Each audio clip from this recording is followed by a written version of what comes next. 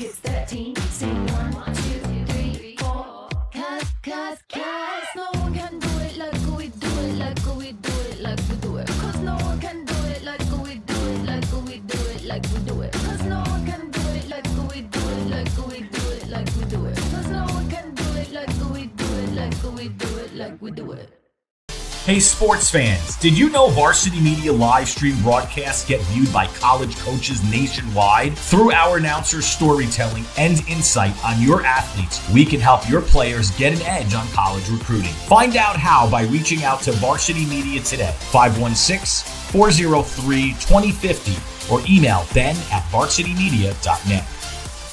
Did you just have the best athletic year of your life? And now you want to show it off to college coaches? Well, let Varsity Media help you. Varsity Media's college recruiting videos show off your unique skills to help you land a spot on the team of your dream school.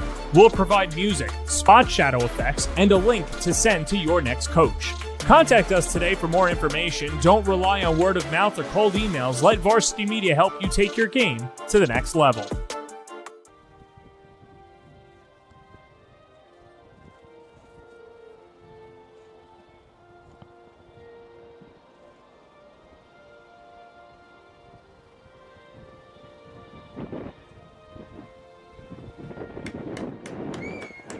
A beautiful day for baseball here at Jack Kaiser Stadium. A new New York State champion will be crowned today. This is the first of 2 games. The winner of this game plays Archbishop Malloy at 2 o'clock right here on the Varsity Media Sports Network. It could be a rematch of the intersectional final between St. Peter's or Archbishop Malloy, but St. Joe's, they're treating this as a business trip, traveling 8 hours south from Buffalo, looking to play not just 1 but 2 games here today, David. Yeah, it's going to be a tough one, going back-to-back games in any day, especially against good teams like St. Peter's and St. Joe's, and then having to face Malloy afterwards. It's going to be a long day for whoever side is going to be able to come away with a victory. Well, Paul Naska leading the crew for the Marauders, and let's meet his starting 9. as they go up against one of the top players in all of New York State. Travis Greco will lead things off with Bryce Buccia over at first base. Sean Connor, along with Andrew Mackey, we spotlighted them in the open. Macri, a fantastic catcher behind the plate. Aiden Whitehead at second base. Giorgio Panapinto is out in left field. Dominic Floquer is a designated hitter. Everett Elia is at shortstop, and Tino Samato rounds out the lineup, and they'll go against the big, bad left-handed hurler, Jack Kehoe, the player of the year in New York City in the CHSAA. Yeah, the College of Staten Island commit has been sensational on year, and he's been on a tear in recent form. He's 6-0 on the year with a sub-1 ERA with a great strikeout-to-walk ratio with 40 innings pitched. You know, the interesting thing about Jack Kehoe is he's not just a great hitter or pitcher. He also has a flair for the dramatic. In the Archdiocese final against Kennedy Catholic, had the walk-off hit.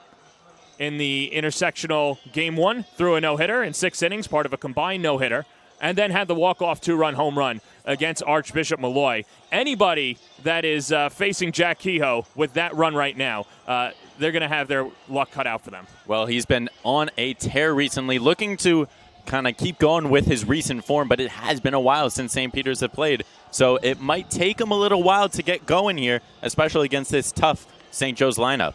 Yeah, and that's the interesting thing about St. Peter's. They're a team that's 30-2 on the year, and they're going against a St. Joe's team that hasn't played in 2 weeks. And, David, you know, it's interesting with all the other sports out there. You want as much rest as possible to be ready to go. And, yeah, it's going to help your pitching staff, especially if you're planning on playing 2 games today. One team is going to do that. But how does that affect the hitters and the rest of the lineup, even fielders, with that long respite? Well, you kind of get a little anxious going up to game time because you're not used to playing every day. You're not used to kind of simulating the same type of game situation. I mean, this is a state semifinal right here. You can't recreate that in practice, or even if you try and schedule a scrimmage or anything like that. Well, you know, we waited 2 weeks. Now we're going to have to wait a couple more minutes, too, as both coaches go over the ground rules. Bobby Glenister, the coach of the year for St. Peter's, and Paul Naska, the coach of the year over in the Monsignor Martin division. And the umpires exchange pleasantries, and now finally Kehoe will get his warm-ups. But like we mentioned, for St. Peter's, when Bobby Glenister took over 7 years ago, he thought that he had the best team in St. Peter's history in 2020, and that wasn't the case. Because they didn't get to play a season, unfortunately, and then just had a shortened season in 2021. So he feels that last year he had a special team, but this is the year that could make noise and be a team that they talk about for years to come over in Brighton Beach. Yeah, it's been a program that has been just increasing and increasing in terms of talent each and every year, and now they're finally at the stage where they want to be at and have a chance to move on to the state championship. And what's interesting last year for St. Peter's, they were similar to St. Francis Prep last year, or exactly Archbishop Malloy this year, where they lost in the intersectional, won the Archdiocese, and then you lose a little momentum there and you still qualify for the state final rounds, and they lost in the semifinals to eventual New York State champion Holy Trinity. Well, we'll have a new winner this year. Obviously, Holy Trinity was eliminated in the NSCHSAA final, but it will not be a champion from the NSCHSAA after Chaminade and Holy Trinity took the first 2. It's either coming out of New York City, being the Archdiocese or Brooklyn Queens, or it's coming out of Buffalo. As we get the thumbs up, and should be ready to start as Travis Greco will get ready to dig into the plate. And finally, we're ready for baseball. It's a great day here at Jack Kaiser Stadium, as Travis Greco will start it off for the Marauders, and the first pitch of the ball game is a swing and a miss, and we're underway. Greco hitting .333 on the year, a home run, 16 RBIs. He was the leadoff hitter for the entire year, the senior, hitting .308 in the postseason. Skies it out to center field. First opportunity for Anthony Macaluso, makes the catch. One away. Had a little bit of trouble with that one, kind of coming off the bat, but ended up making the play in the end. Let's meet the starting defense for St. Peter's quickly, as left to right in the outfield is Eddie Rethorn, Anthony Macaluso, and Jordan Bavaro. Justin Levine at third, Timon Alfie at short, Chris Villalono at second, with Chris Bedford at first, Vinny Grimaldi behind the plate, and Jack Kehoe on the mound. And the first pitch to Bryce Buccia is outside for ball 1. Oh, back-to-back lefty-on-lefty matchups for Kehoe. He's been managing well so far. And he paints that outside corner well.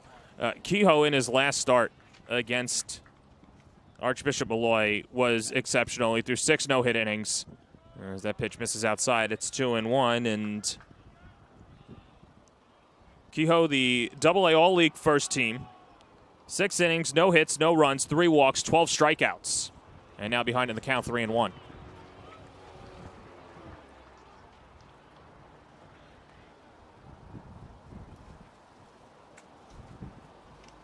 Three-one coming. Outside, ball 4. And Bryce Butzia, who is having trouble getting on base this postseason run, works a 1-out walk, and that'll bring up Sean Connor, one of our impact players, to watch today.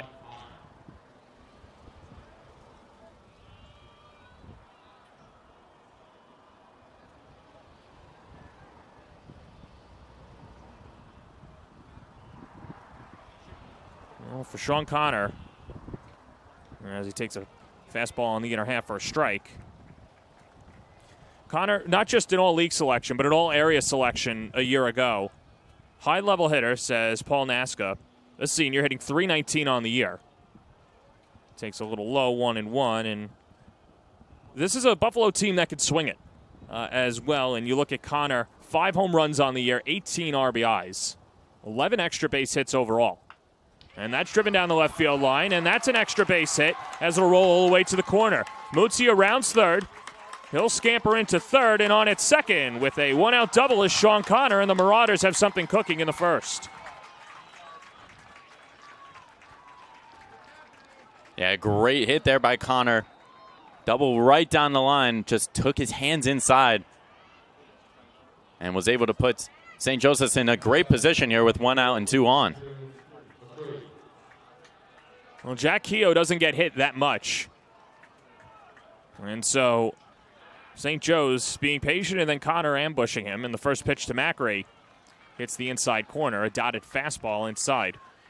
As Kehoe, somebody who sits between 86 and 88 miles per hour. Corners play in for St. Peter's, and we'll see that all afternoon with runs at a premium. And Kehoe pumps in 2 strikes. It's 0-2.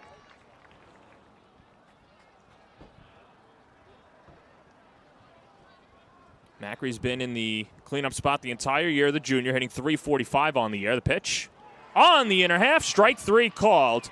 And Kehoe gets his first strikeout of the afternoon. That's a fast-fired strikeout from Blaze Pizza. Join Blaze Rewards to get access to exclusive rewards and earn flames for free pizza, cheesy bread, and more. Join now at blazepizza.com or download the Blaze Pizza app in the App Store. Huge strikeout there for Kehoe. Needed that one, especially with the 1 out and a base open. And that allows the corners to play back. And the first pitch to Aiden Whitehead misses low, 1-0.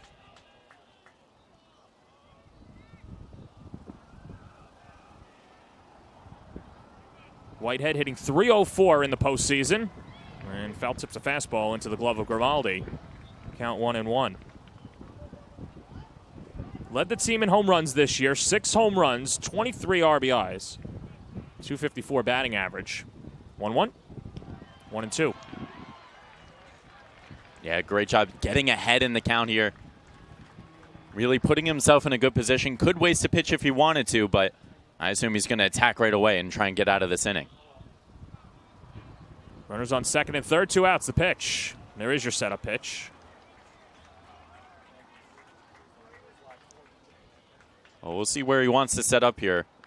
He's been attacking inside, but Connor was able to line that double down the line. 2-2, swing and a miss. He struck him out. So Jack Kehoe works around the Sean Connor double to keep St. Joe's off the board. We go to the bottom of the first, no score, in the New York State semifinal on the Varsity Media Sports Network. You're watching the Varsity Media Sports Network, the home for New York high school sports. Did you just have the best athletic year of your life, and now you want to show it off to college coaches? Well, let Varsity Media help you. Varsity Media's college recruiting videos show off your unique skills to help you land a spot on the team of your dream school. We'll provide music, spot shadow effects, and a link to send to your next coach. Contact us today for more information. Don't rely on word of mouth or cold emails. Let Varsity Media help you take your game to the next level.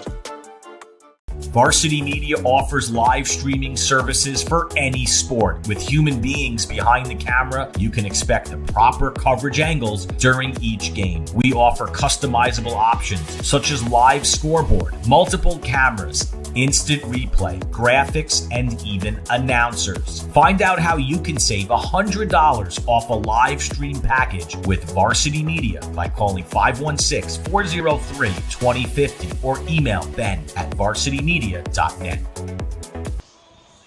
Bottom of the first inning at Jack Kaiser Stadium in the New York State semifinals. And the reigning and brand new New York City champion St. Peter's, led by Bobby Glenister, will roll out this starting nine.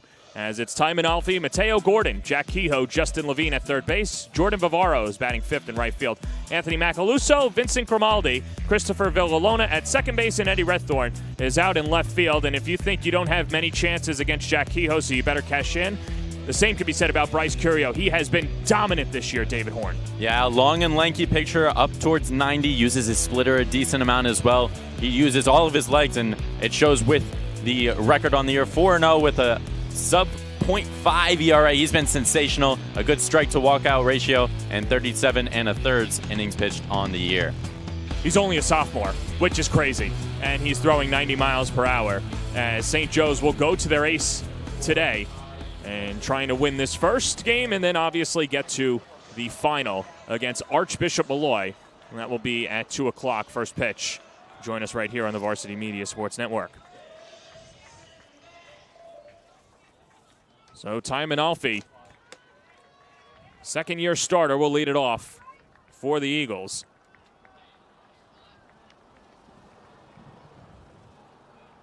Manalfi, what a year he's having.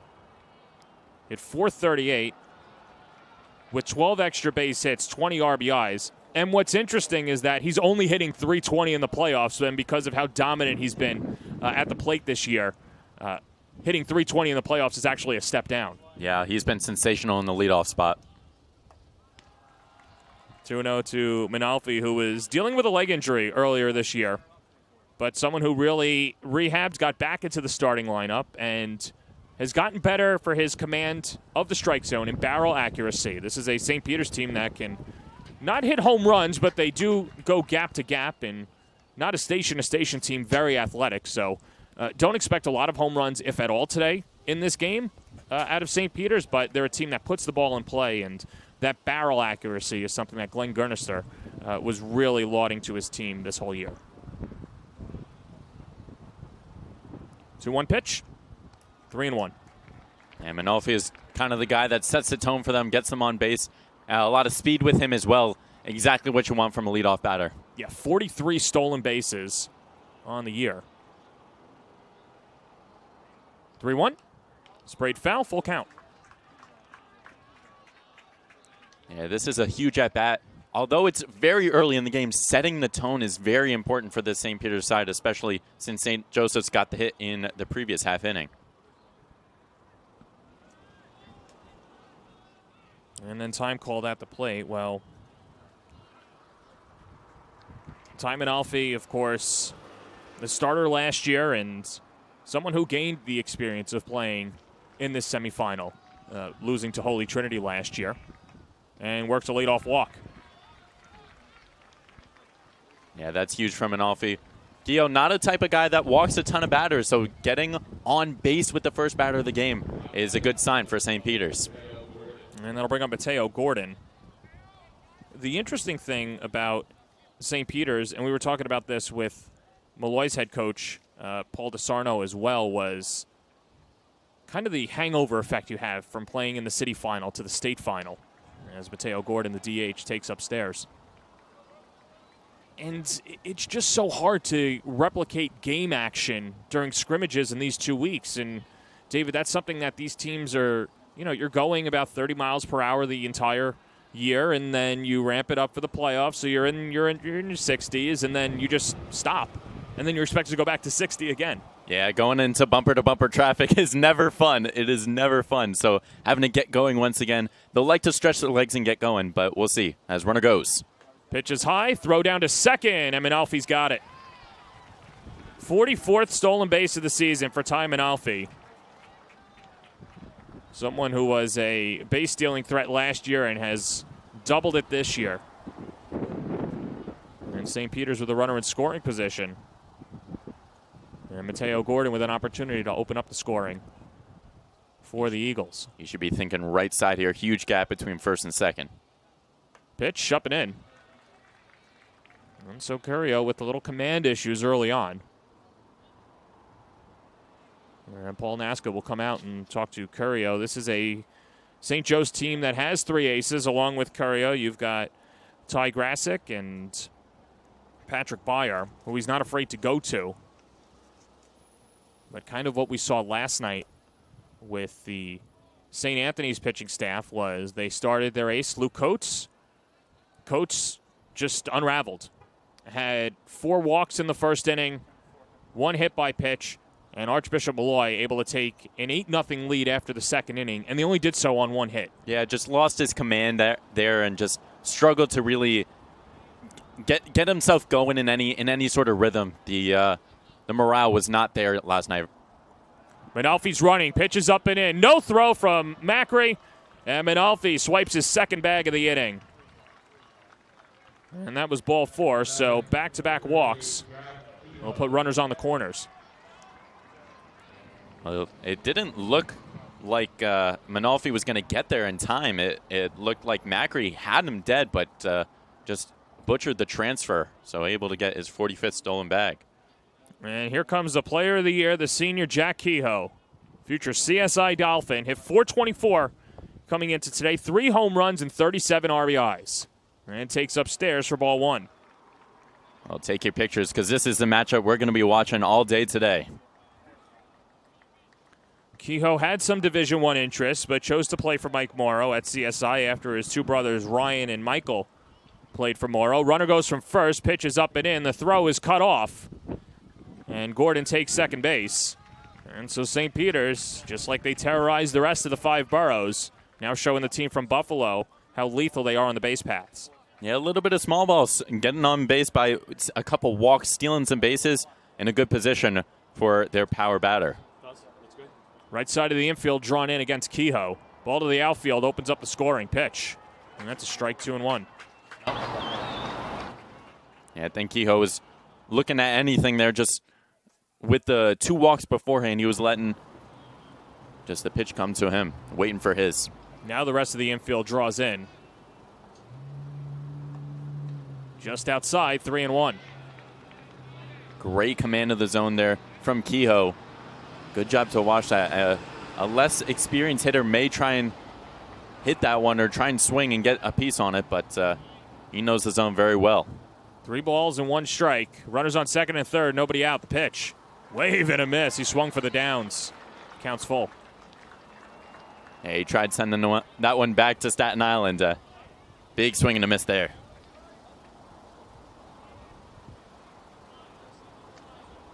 Well, St. Joe's was threatening in the top of the first inning. St. Peter's now responding with their own rally.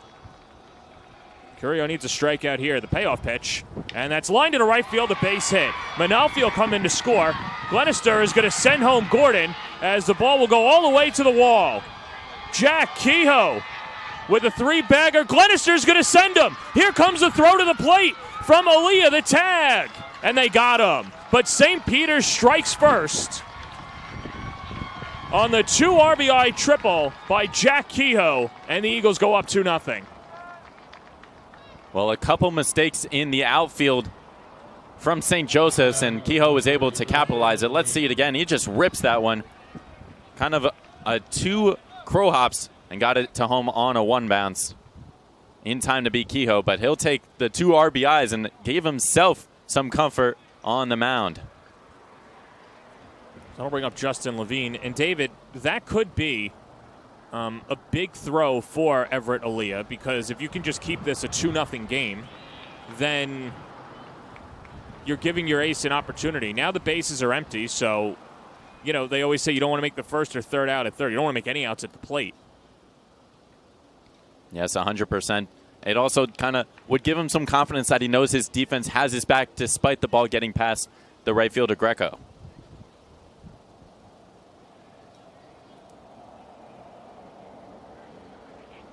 pitch, fastball.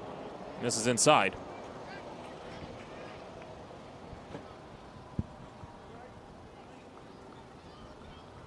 Justin Levine, the junior, took over at third base after St. Peter's lost Joe Manella last year and has just done a fantastic job at the hot spot.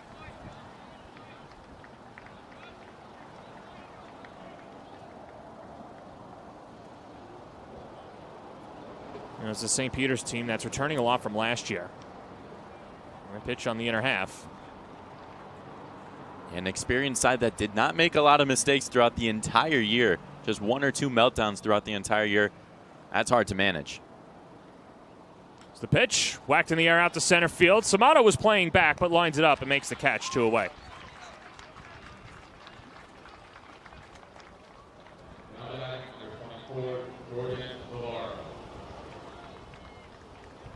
Yeah, great job on that one. Just got a good read on it. He was playing back as Levine was the 4 batter, but good play on it. And so here's Jordan Vivaro, the senior, and Penn State Altoona commit. As Vivaro takes up and in for ball 1, and Vivaro, the starting right fielder, hitting .230 on the year. No extra base hits, 19 RBIs, 16 stolen bases. Drives it to the right side and into right field for a base hit. And Vivaro's aboard with a 2-out single. Second hit of the inning for the Eagles. Yeah, great piece hitting there. A little bit of inside-out action and just past the diving wayhead at second base.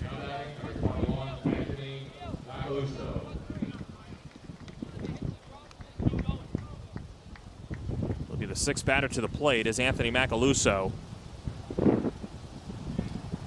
Bob Glenister saying that he just came out and balled this year. Won the position out in center field. As the first pitch high and away. Count 1-0.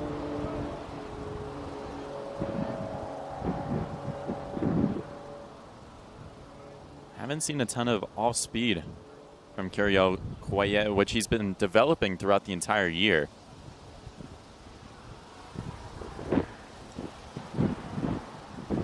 Time called at first base umpire talking to the St. Peter's dugout.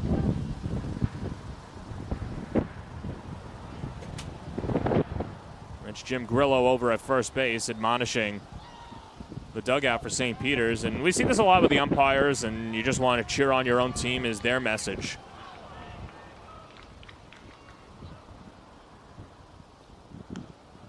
That pitch just misses. And the count 1-1.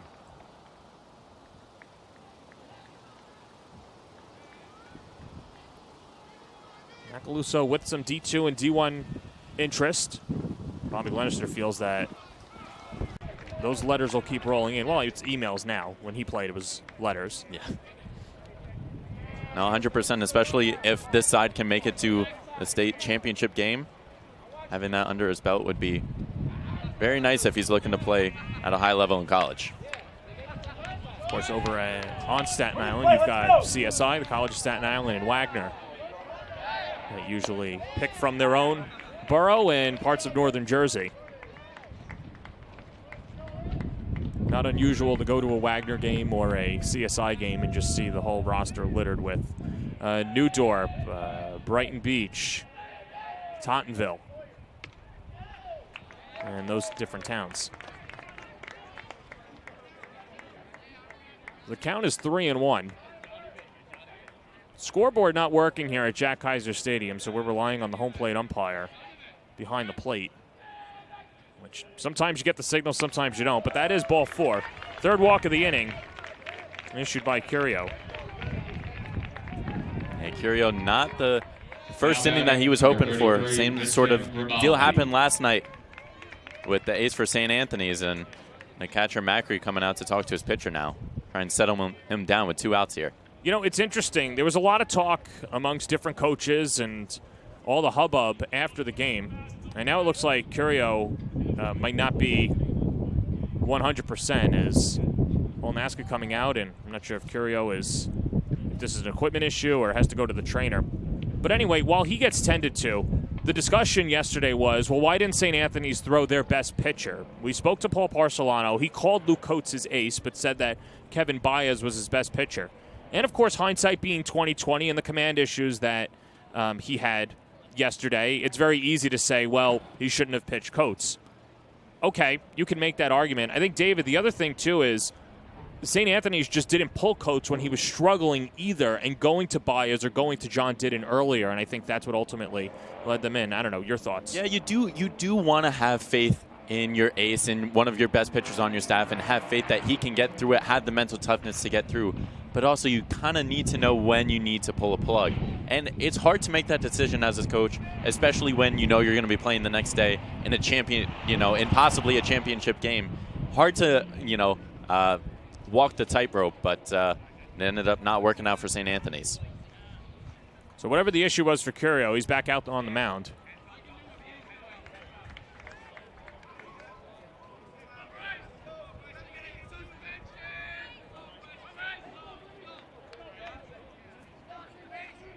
And so runners on first and second with 2 outs.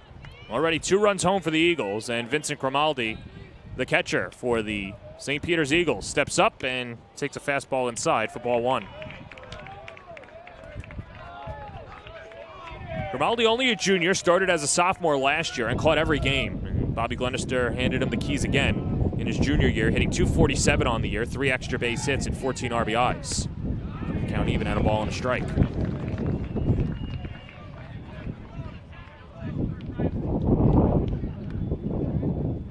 Already some stirring in the Collegiate bullpen. That's Ty Grasick, number 2 pitcher for the Marauders this year. Poke foul off to the right side, and the count's 1-2. We saw that last night, too, with Malloy on the other side. Their plan was to have Liam Brower go as far as he can, and there's a shot of Grasick. But then they had to have Ryan McMiniman warm up basically the first 3 innings, and then he got the final out last night. Pickoff throw down to second, and Bavaro dives back safely. Yeah, it's hard as a pitcher when you know you have a chance at coming in, but you just keep stuttering and waiting for your chance. And then he finally ended up going in to seal the game in the 7th. But it's hard to be stirring for so long and then come into pitch. Pitch. Jam shot over to the right side. Bryce Muzzi is up with it. He'll take it to the bag himself, and that does it. Jack Keogh opens up the scoring with a 2 RBI triple.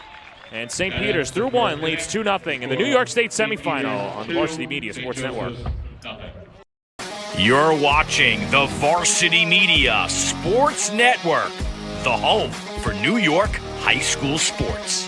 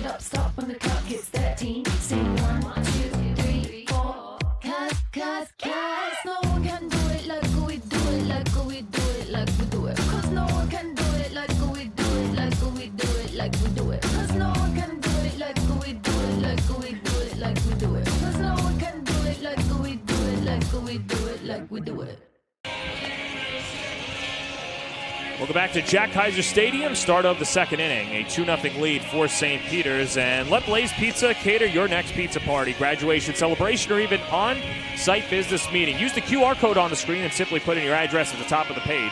And select the Blaze Pizza location nearest to you, and we'll do the rest. From guiding you through how much food to order to securely taking your payment and arranging a delivery professional, feeding your group just got a whole lot easier with Blaze Pizza locations right here in Fresh Meadows, Queens, as well as Hicksville, Bayshore, and Yukon. He's David Horn, I'm John Perez, and he is Jack Kehoe. And already with his fingerprints all over the game, had trouble in the top of the 1st inning, but got back-to-back strikeouts to keep St. Joe's off the board, and then the big blow. A 2-run RBI triple for Jack Kehoe, and you read everything, you know he's as good as advertised, but to see it in person is something else. Yeah, and he's got to be feeling good about himself, especially after getting himself out of that jam after the double down the line. And then, obviously, the big hit. He got thrown out at home. It would have been great if he could have came around, but I think he's happy with the end product. And Kehoe pumps in a first pitch strike as Kehoe worked around the walk and a double in the first inning. Giorgio Panepinto, the left fielder, takes outside, and the count is 1-1. Giorgio hit 190 on the year, 5 extra base hits, 2 of them home runs, with 15 RBIs. Two-sport athlete. He's also a running back for the Marauders football team. And chops it foul towards his dugout, 1-2. Well, as a running back, you have to be aggressive, and he's aggressive at the plate here. Free swing in here. A good swing on him. We'll see if he can line something off the tough Kehoe.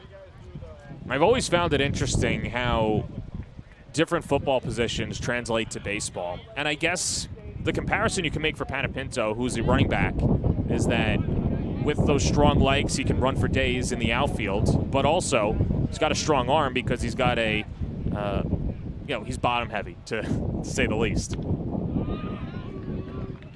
Yeah, 100%. He can track a lot of ground out there, but I don't know. A little bit of the aggression that you use when trying to throw out runners, I think, is a good translation from football. Popped up left side. Timon Alfie on the outfield grass. One away. Three in a row set down by Kehoe. And that'll bring up Dominic Flocar, the DH.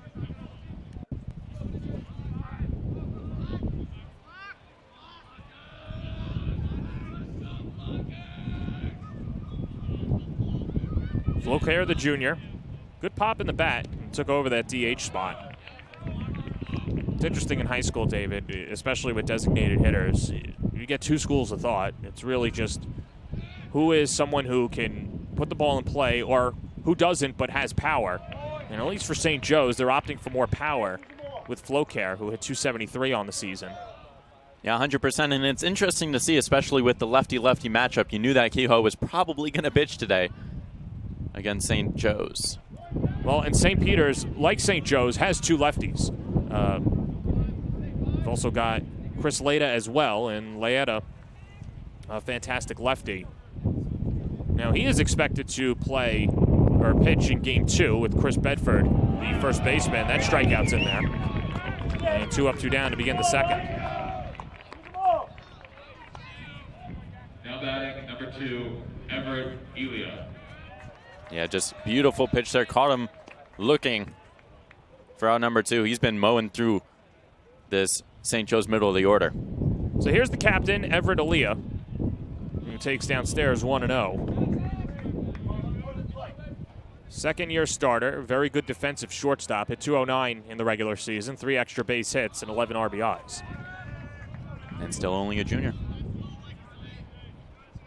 Yeah, this is a team that has a ton of juniors. Panepinto, Samato, who's on deck, Flocar. And, when you've got Macri, you've got Mutsia, who's a sophomore. This is a team that's built to go the distance for multiple years. And it's always competitive up there between St. Joe's, Canisius, St. Francis. So to pinpoint St. Joe's as the team to beat in the future, I think might be a little bit ambitious, but they're always going to be competing for a title. 100%. This really young squad is great to see, despite being down 2-0 early here. They got a lot of fight in them. We saw that with the walk-off beforehand. Foul tipped into the glove of Grimaldi.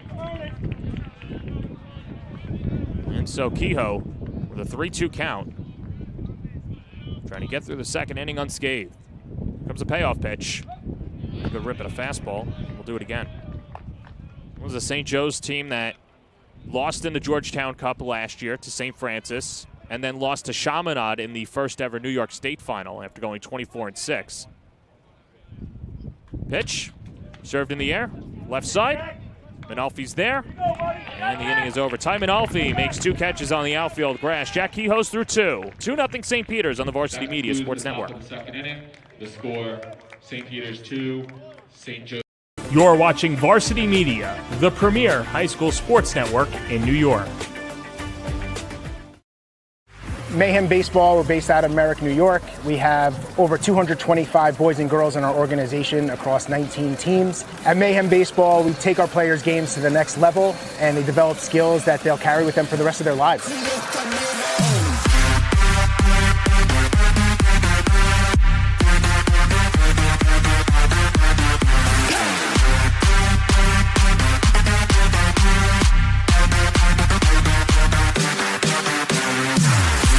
I really like our coaches because they put forth general, they put a lot of effort into helping us get better and better every day, every practice, every single game, and all around. I worked on getting more power behind my swing. It makes me a better solid player because the coaches push us to work hard and do our best. They teach me how to work as a team and how to learn new skills. They always encourage me to do my best and put us in the best position to win. A little bumpy for Bryce Curio in the first inning as we go to the bottom of the second inning in a 2-0 lead for St. Peter's. And this will deal 8-9-1 against the Eagles lineup, and a little bit of command issues for Bryce Curio in inning number 1, David. Yeah, not the start that he wanted to get out to, but we're going to really have to see how he goes forward, if he can settle down a little bit and get through the St. Peter's lineup. Here's the senior, Chris Villalona, takes high for ball 1. Villalona had shoulder surgery in the beginning of the year. Worked his butt off in PT, says Bob Glenister. And got the surgery very early in the year. Grounds it to third, backhanded by Sean Connor, and slings it across the diamond, one away. I think one interesting headline for all 4 teams in the state semifinals is, well, you could take St. Anthony's out of it because they've been pretty healthy the entire year, but a ton of surgeries amongst the 3 teams remaining, some game time decisions for Malloy. But, you know, teams just have to deal with it at this time of year, and unfortunately, no one's going to feel bad for you if you're losing some of your best players to injury. Yeah, unfortunately, that's baseball, John, and you kind of have to have that next man up mentality no matter what happens. I mean, if anybody were to go down, you know, you got to be ready to look to your bench and say, all right, you got us now. And none more apropos than Eddie Rethorn, who became a spot starter for Kelvin Rodriguez. Now behind in the count, 0-2. Rethorn, a platoon player with Kelvin, also coming off of surgery as he broke his fibia and tibia during the football season. And 3:08 on the season. Pitch. Good morning, good afternoon, good night. 3 pitches for the strikeout for Curio, and that's a fast-fired strikeout for Blaze Pizza. At Blaze Pizza, it's the best place to grab a fast-fire pizza made with delicious ingredients and over 30 toppings to choose from. We've also got freshly made salads, homemade lemonades, and decadent desserts on the menu at your local Blaze Pizza, offering gluten-free, keto, and vegan options to satisfy any craving. At Blaze Pizza, there's no wrong way to play. Back to the top of the order, it's Timon Alfie, who walked and came around to score. And now we're seeing the Bryce Curio that the rest of Buffalo got to see this year with more pinpoint control.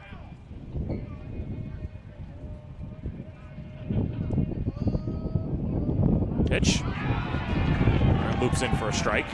A good hook there. Just barely caught the lower half of the zone. Alfie down in a hole now.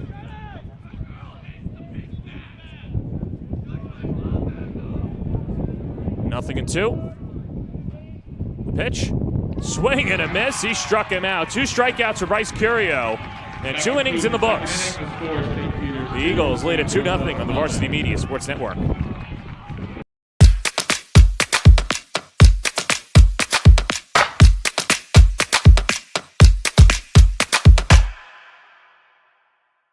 Hey sports fans, did you know Varsity Media live stream broadcasts get viewed by college coaches nationwide? Through our announcers' storytelling and insight on your athletes, we can help your players get an edge on college recruiting. Find out how by reaching out to Varsity Media today, 516-403-2050, or email ben@varsitymedia.net.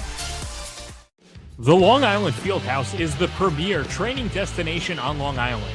featuring indoor and outdoor facilities that are 15,000 square feet with the multi-purpose field good for all sports. Take your game to the next level, featuring 12 batting cages, 6 pitching mounds, baseball, softball hack machines, featuring the latest tech like Swing Catalyst Analysis, Hit Tracks, and Rapsodo Pro. And when you're done in the lab, you can head to the classroom for your studies. Located in Hauppauge, visit lifieldhouse.com for more information. Top of the third inning here at St. John's, and St. Joe's traveling from Buffalo, and what a year it's been for St. Joe's this year. The road to a championship, sweeping Canisius for the Georgetown Cup Championship, and of course, they'll talk about it for years to come, the miracle at Magley. Yeah, and that second game, it was a walk-off win. They're down 8-3 going into the bottom of the 7th inning, and Sean Connor was the one to walk it off. And Buffalo News, of course, were all over it. A miracle. And you could see the entire St. Joe's supporter section wearing those white shirts. I think what's cool about today is that they're sitting right in front of us behind home plate. St. Peter's is behind their dugout, leaving the left side vacant. I guess that's where Malloy is going to be sitting. But, yeah, it is cool to just see the parents that have traveled down all the Lovelands to support their team, as Tino Samato waves and misses and is behind in the count, 0-2. Yeah, especially being so far away from home, having a support system and a support staff is crucial, especially in these state semifinals. Good morning, good afternoon, good night. Jack Kehoe shuts down Tony Samato as he's through the lineup for the first time. 4 punch-outs for Kehoe and 1 away in the third. Number 15, Travis Greco. Yeah, well, it seems like both pitchers are starting to settle down a little bit. Remember, they are coming off that long break after their last game, so starting to settle down, find the zone, and getting a couple more strikeouts. Travis Greco flew out to center field his first time up.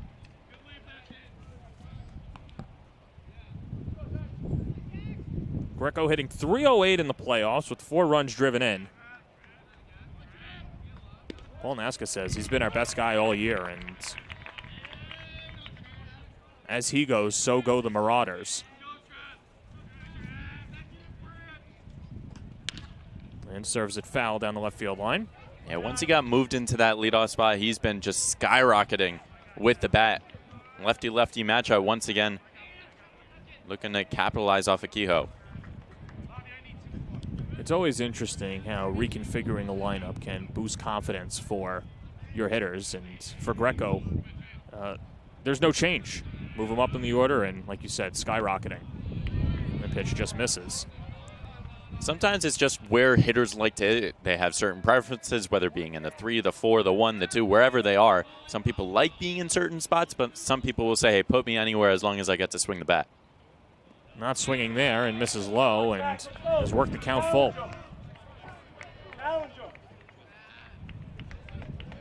Also depends on your approach at the plate. If you're kind of hit it where it's pitched type of batter, if you like to pull it, or if you think you have a good eye, as Greco draws himself a walk. Now batting, number 27, Oh, he didn't have to swing at that one. Second free pass issued by Kehoe, and that'll bring up Bryce Butzia.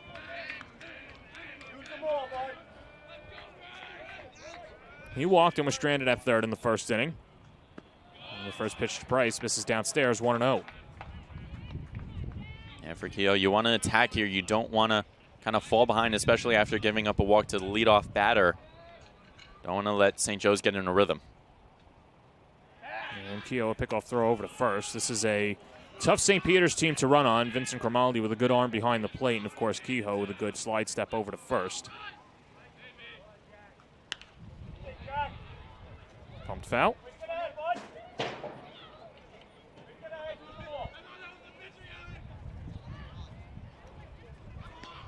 So Musika just trying to keep the line moving for St. Joe's.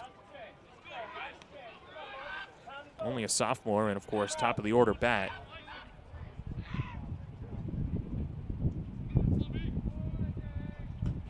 Hit in the air out to left. Eddie Rethorn picks it. 2 away. Yeah, that type of spray towards left field is tough to manage sometimes, especially when it's tailing. Rethorn kind of just stood in his tracks, kind of shuffled his feet a little bit, but It was hit almost directly towards him. Didn't have to move too much, but ended up making a good play on it for a second out. First pitch swinging from Sean Connor. That's a deep left center. Macaluso backpedals, hauls it in. Inning over. Jack Kehoe leaves a runner on, but he's through 3 himself, and a 2-0 lead for the Eagles on the Varsity Media Sports Network. St. Peter's 2. We're watching Varsity Media, New York's premier high school sports network. Hey parents, how about a bobblehead for your athlete? Bobbleheads are one of the most preferred personalized gift items today, and it's so easy to order. All you need is a photo of your athlete, a model number from our extensive collection of bobbleheads, and the sculpting process begins. 2 proofs are sent for your approval, and once it's approved, in a few weeks, your bobblehead is on the way. It's that simple. Order your bobblehead today by logging into varsitymediapass.com and click catalogs, or call 516-403-2050. Welcome back to Jack Kaiser Stadium here in the bottom of the 3rd inning, and a 2-0 lead for St. Peter's over St. Joe's. And Bryce Curio, last inning, so once he's got that feel for his splitter, he can be unstoppable, and did a good job striking out Eddie Redthorn and Ty Manalfi after getting the ground out by Chris Villalona. And you can almost feel as if Curio was saying, all right, game on. I gave up my runs. Now I'm ready to compete.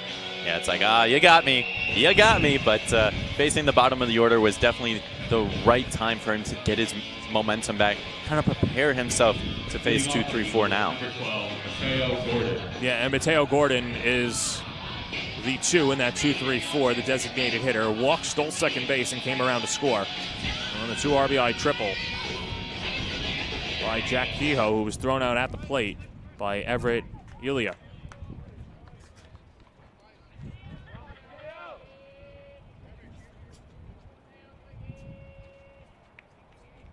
And the first pitch to Mateo is hit on the ground to third, off the glove of O'Connor and into left field. Should be ruled a base hit as Gordon reaches.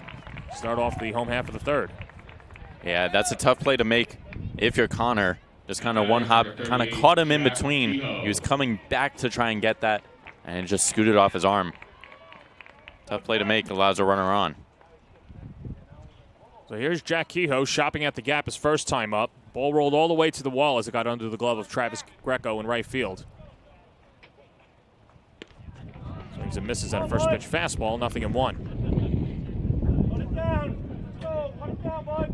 Yeah, Coach Bobby Glenister kind of said, if there's anybody on base, for Jack Kehoe, he's dangerous. So runner on first now, we'll see. 0-1, Kehoe shows bunt and lays it down beautifully left side of the mound as Curio rifles it to first and gets Kehoe by a stride. A successful sacrifice, 1-3, as Gordon moves up to second.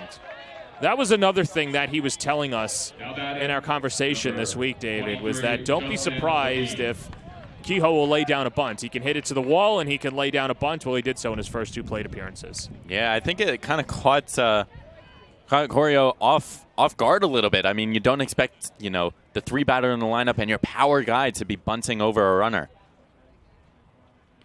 So this will set up Justin Levine, who flew out to center his first time up, 0-for-1. Yeah, unselfish from Jack Kehoe. You don't expect that from kind of your guy, quote unquote, but it just shows the faith that he has in his teammates, and they're like a family here. And Justin Levine with RBI opportunity on base. Couple of checks of the runner at second, and then time called by first base umpire Jim Grillo. Didn't see a time call behind the plate.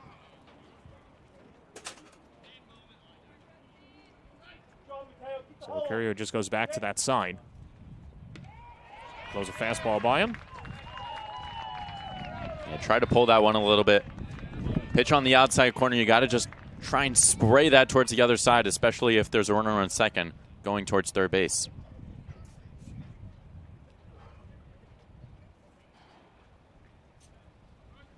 St. Peter's trying to tack on with Justin Levine. Pitch. In there. Or that pitch just missed, excuse me.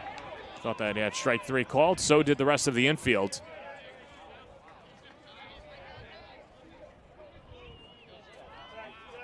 So that pitch just missing.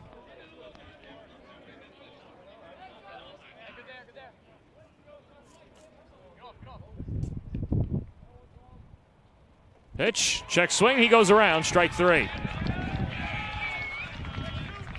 Third strikeout by Curio, and there's 2 gone. Yeah, nasty stuff that time. 24, Jordan Bavaro. Just down and in. A tough pitch to hit. Tried to check his swing, but Levine went around, 2 dead. Jordan Bavaro singled to right his first time up. And a big hole at second base again as Whitehead doing the do-si-do with Gordon, and a ball called on Curio, and that'll allow Gordon to go to third. Not sure if we saw a flinch or what you saw there, David. Yeah, I'm not entirely sure. I think he just picked up his foot a little bit as if he was going back. A little bit of confusion with the signs between Curio and Macri.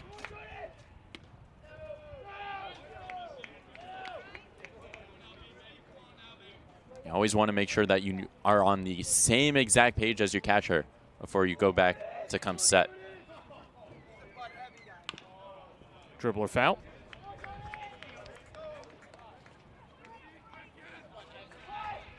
The other thing, too, is that not every team has an automated pitch calling system.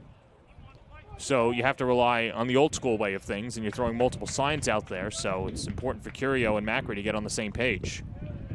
Curveball a little low. And so that could have caused the hesitation, too, especially with Whitehead at second base thinking there was a play on. Yeah, possibly. I mean, I know that the St. Peter side would try and get anything if they're at second base, trying to relay a sign, so that possibly could have been it as well. High and away to Jordan Bavaro.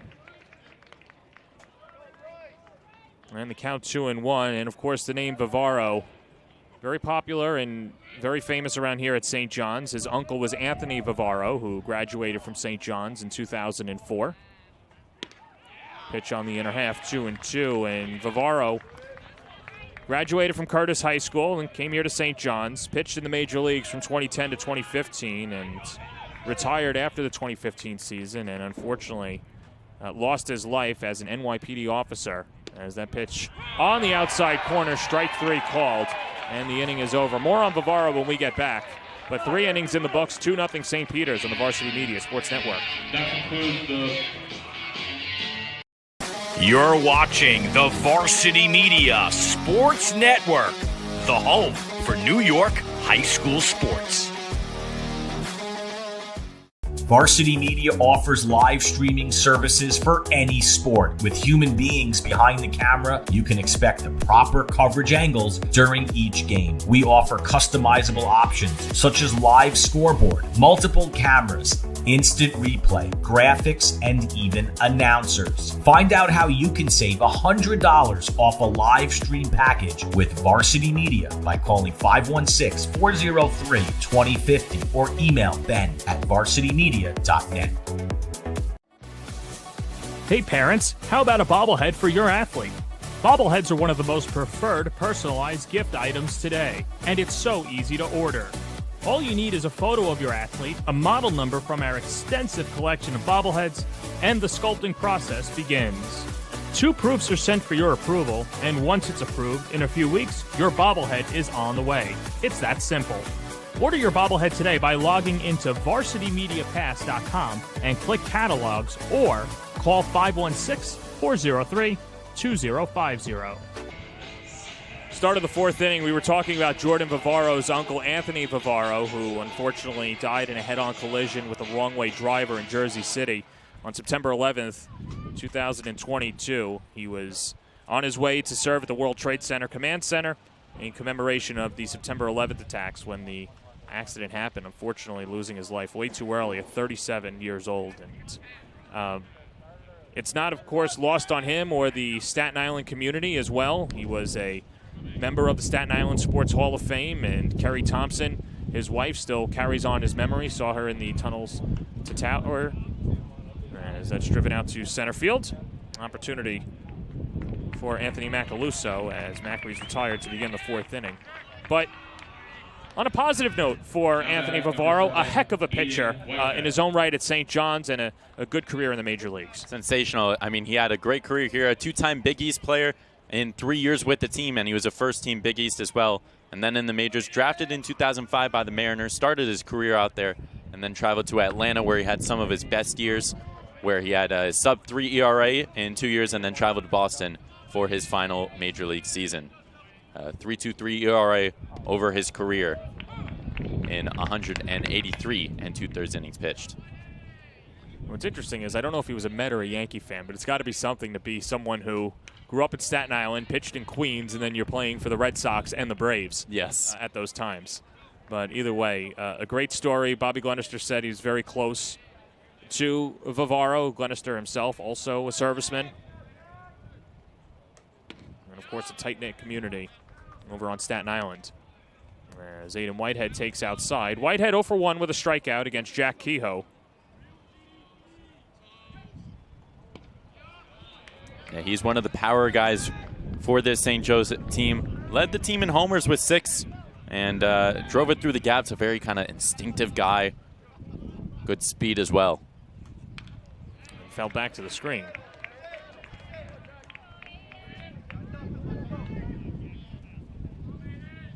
You can tell there's just a ton of smart baseball players on the diamond today. Well, you don't get to the state finals if you don't. Driven in the air, deep left field, chasing back Redthorn. Still going back towards the corner. Dives, can't make the catch.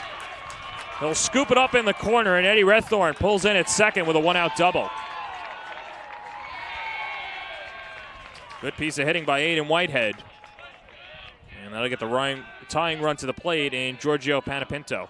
Yeah, just quick hands from Whitehead here. Drives that inside pitch down the left field line. Redthorn thought it was going to have a little bit more carry. Ends up getting under the glove and bouncing towards the wall as Whitehead scoots in for a double. Giorgio Panapinto, the left fielder, popped out to short in his first at-bat. 0 for 1. As Kehoe misses, 1-0.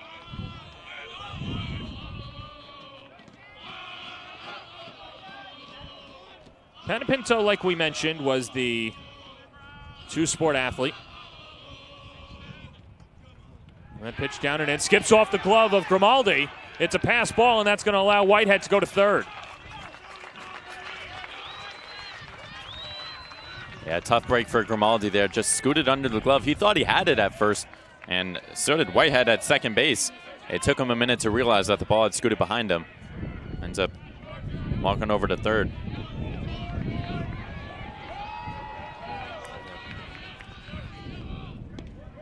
Grimaldi keeps it in front of him, but the pitch misses inside. I think at this time you want to have somebody come out and talk to Kehoe. He's been kind of inside in these last two at-bats.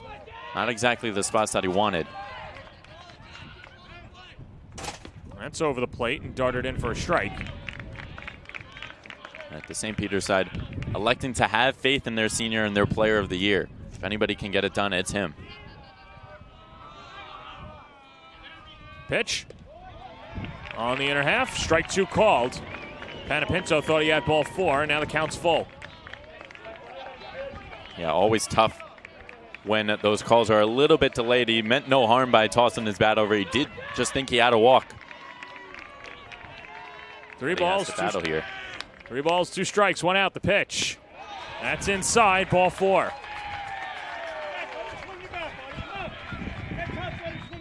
Third free pass by Kehoe, and will lead to a summit on the mound as Grimaldi calls the rest of his infield. And David, we've seen teams with runners on the corners, less than 2 outs, put that first base runner in motion, and Panapinto, someone who could run 9 for 10 on the base paths. You'd have to imagine that St. Joe's might have something cooking here. Yeah, 100%. With just a single out, this is why the entire infield is having that chat right now, discussing what the game plan is. They know that this runner is going to be going. And Paul Naska's side is looking to get some runs back against St. Peter's, get themselves in the game so that they don't have to fight as much later in the game. And this St. Joseph's bench is now making a little bit of noise. They're feeling a little bit better about themselves after getting some runners on Kehoe, and Curio on the other side taking care of business. Here's Dominic Floquer, the designated hitter. Runner goes, pitch is on the outside corner, throw down to second, and the tag not in time by Villalona as Panapinto swipes it.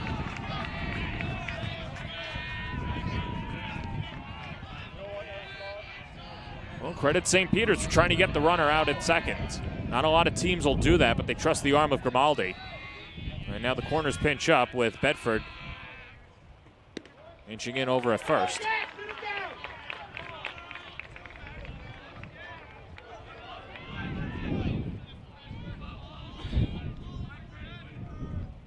Keogh working quickly and gets a swing and a miss. Yeah, chase downstairs there.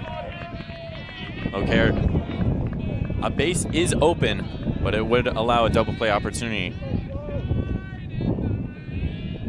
Everett Elia would be next. Whitehead at third, Panapinto at second. The pitch. Slider dips outside. I think he's just been missing his release point for a couple of these. A lot of down and in stuff just missing towards these left-handed batters. And the pitch. That misses outside again, and Keogh just not getting Flocare to bite.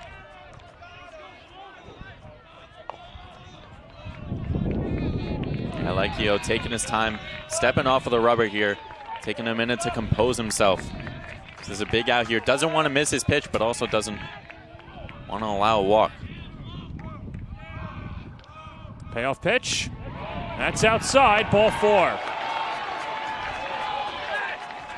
Patience being a virtue for St. Joe's Collegiate. They've loaded the bases, and that'll bring up Everett Elia. Well, that's a tough break for Jack Keogh. Another 50-50 pitch on that outside corner. Did not get the call there. And now he has some trouble on the base pass.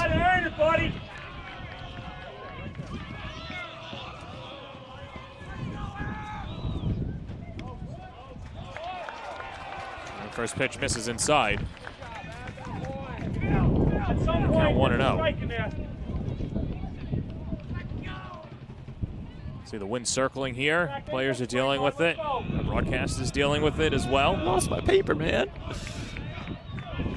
Fortunately for us, Malloy sent the scout team ahead, and that was, of course, Coach Mike Condell, who came over, handed you your notes back.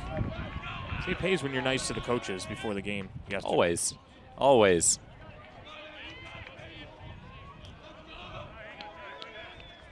Of course, Malloy will face the winner of this game, and the game is just so hard for a team to win 2 games against another quality opponent in the same day, but that's what St. Peter's and St. Joe's Collegiate will have to do. Malloy had the chance to sleep in their own beds, and even though it's an earlier call time today, they're only a mile and a half away. Hit on the ground, through for a base hit as Whitehead comes in to score. Giorgio Panapinto makes the turn. The throw from Rethor not in time, and now they've got Flocare in a rundown. Throw down to second from Grimaldi, the tag by Villalona, and he's out. But the game is tied. A 2 RBI single by Everett Elia. 2-2 the score. Great piece of hitting there by Elia, just down the third baseline, past the diving Levine, and just barely squeaked it by. 2 RBIs come in. It's a whole new ball game. First pitch misses, throw down to second, and the tag, in time they got him. As Tony Samato is at the plate, and Everett Elia thrown out trying to take second. We'll get you all caught up when we come back in the bottom of the 4th on the Varsity Media Sports Network. You're watching the Varsity Media Sports Network, the home for New York high school sports.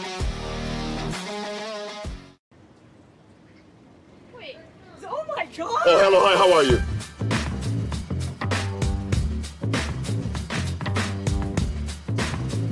All right. Hey, what's going on, man? How you doing? All right, I'm Ron. Oh, what's going on? How you doing, sir? How you doing? I'm Ron. Hey, what's going on, man? How you doing? Oh my God! Oh, hello, hi, how are you? How you doing? Oh my God! I'm Ron. Nice to meet you. Blaze right now is offering a large shareable pizza here with real ingredients. Not frozen. None of that frozen crust, all right? Right. So I want to show you some beautiful, unique toppings that we have. Artichoke, arugula. Wow. You like that type of stuff?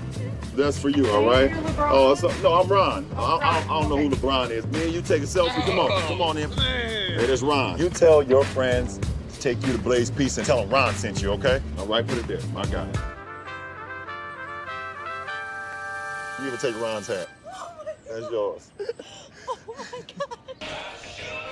How does LeBron order his Blaze Pizza? Apparently, what he had ordered recently was a pizza with an outrageous 16 toppings. And yes, LeBron likes the shredded mozzarella, Parmesan cheese, all types of cheeses, and everything out there. Want to eat like an NBA star? King James is rumored to add all those toppings. And if that sounds like too much, you could choose from their 35-plus toppings at Blaze Pizza. Brand new ball game. We're tied at 2 in the bottom of the 4th inning. As Bryce Curio delivers a first pitch strike to Anthony Macaluso, 0-1. Macaluso walked in his only at-bat. 2 RBI single by Everett Thalia. But then St. Joe's running themselves out of the inning, David Horn. Yeah, I do like the call in being aggressive, just was not able to get the steal on that one. Although they were thrown out at second base, you don't want to give 2 outs on the base pass. 1 you can deal with, but you don't want the final out to be on the base pass. Doesn't even give themselves a chance. But still, whole new ball game, all tied up here. Curio has to be feeling a lot better about himself now that it's all tied up. 1-2 after the inside fastball to Macaluso.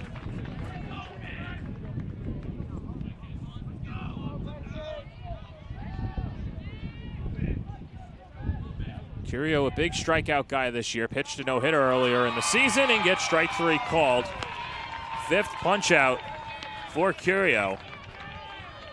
And 3 of them looking.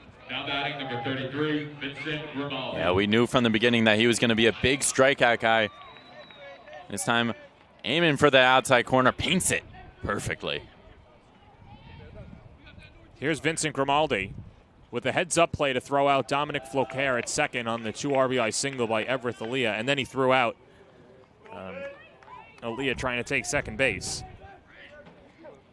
0-for-1 as he grounded out to first in his only at-bat.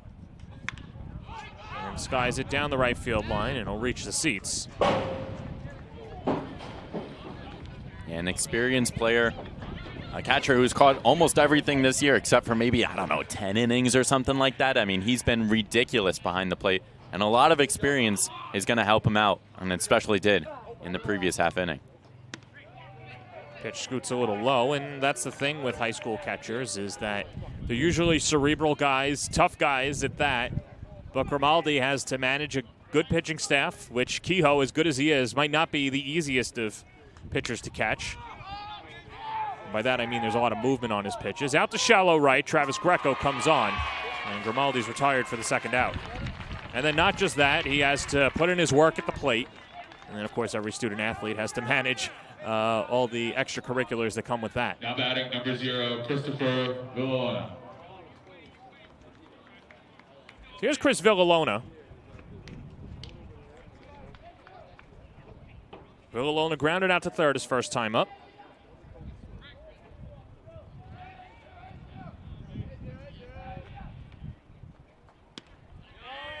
And the pitch just misses outside, 1-0.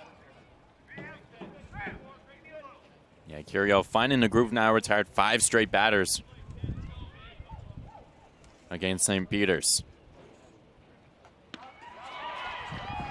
Looking to make it 6. Yeah, Villalona didn't quite go with that pitch, tried pulling it a little bit. Eyeing outside.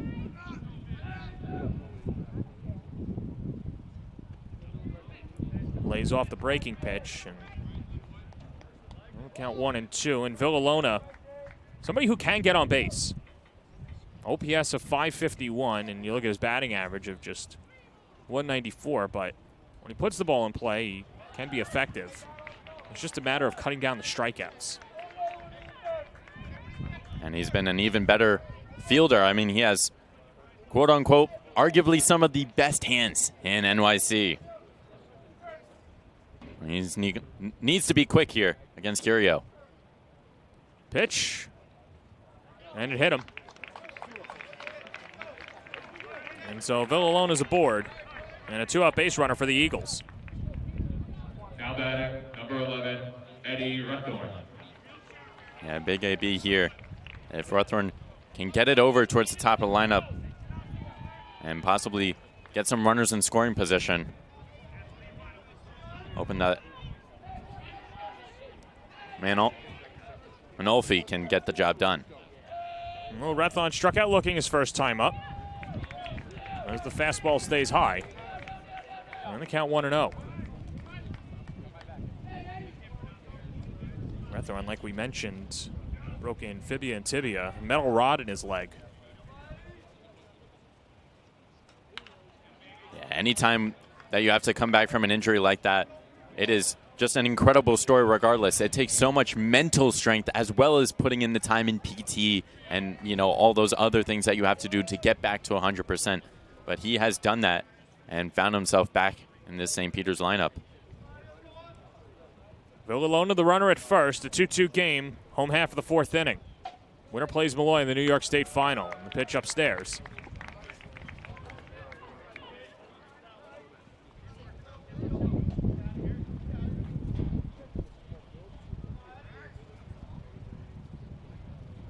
Villalona 12 stolen bases on the year and inches up with a bigger lead. Not going. Pitch a little inside.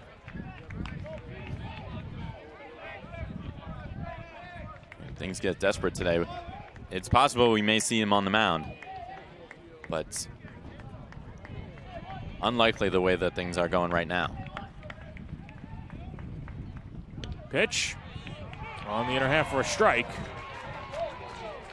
And so Eddie Rethorn thought he had ball 4. Yeah, that's happened a couple times on both sides of the plate. Both St. Joe's and St. Peter's getting caught by the delayed strike call.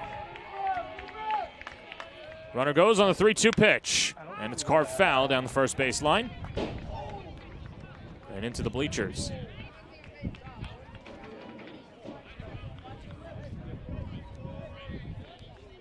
Curio just trying to get through 4, and it's all about mapping out your pitchers, and everybody has a script, right, David? But, of course, the game and the baseball gods have their own ideas.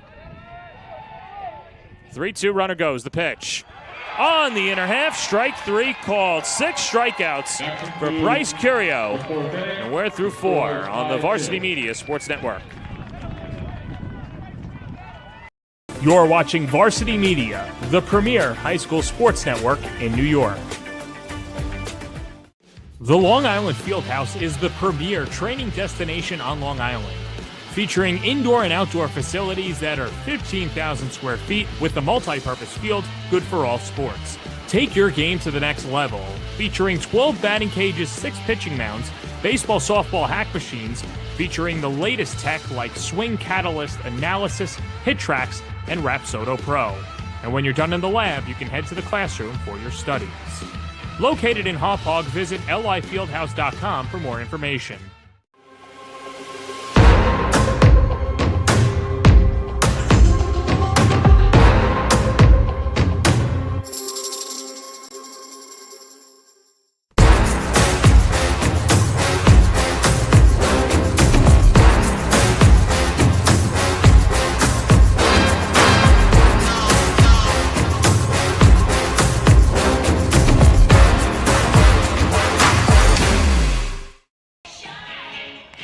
Here at Jack Kaiser Stadium, it is Jack Kehoe who keeps on going, and how apropos to have JK pitching in one of the biggest games at Jack Kaiser Stadium, and of course, the Brighton boys in the Brighton's quarter section here as well, in a 2-2 game near the top of the 5th inning.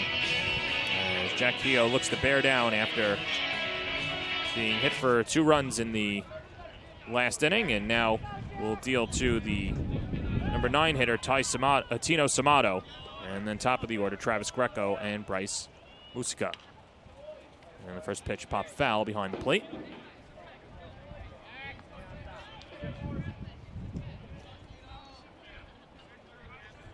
Samato was at the plate last inning when Everett Elia was thrown out at second.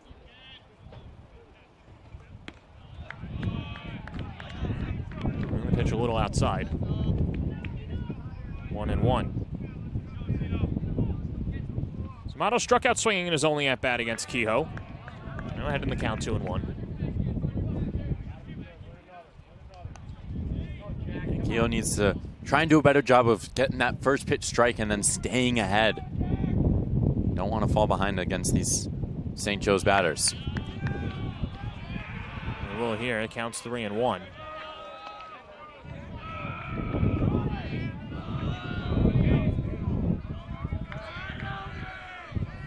Three one coming. Got a fastball by him. The count's full. Yeah, great job of attacking after that. Falling behind in the count, has a chance to put it away. Little number foul towards the St. Peter's dugout. Well, for Bobby Glenister, he's going to go as far as he can with Jack Kehoe. Nobody warming up in the bullpen on either side, and it was told to us that Chris Bedford would be the first pitcher out of the, quote, bullpen for St. Peter's, but he's over at first base. So basically the tell is, as this is popped up left side and Timon Alfie settles under it, makes the catch. The tell for St. Peter's is going to be who's playing first base. And so because, you know, whoever's playing first base, that's, of course, going to be the switch. And now Glenister comes out, and we will get a change as well. New pitcher for St. Peter's here in the 5th inning on the Varsity Media Sports Network.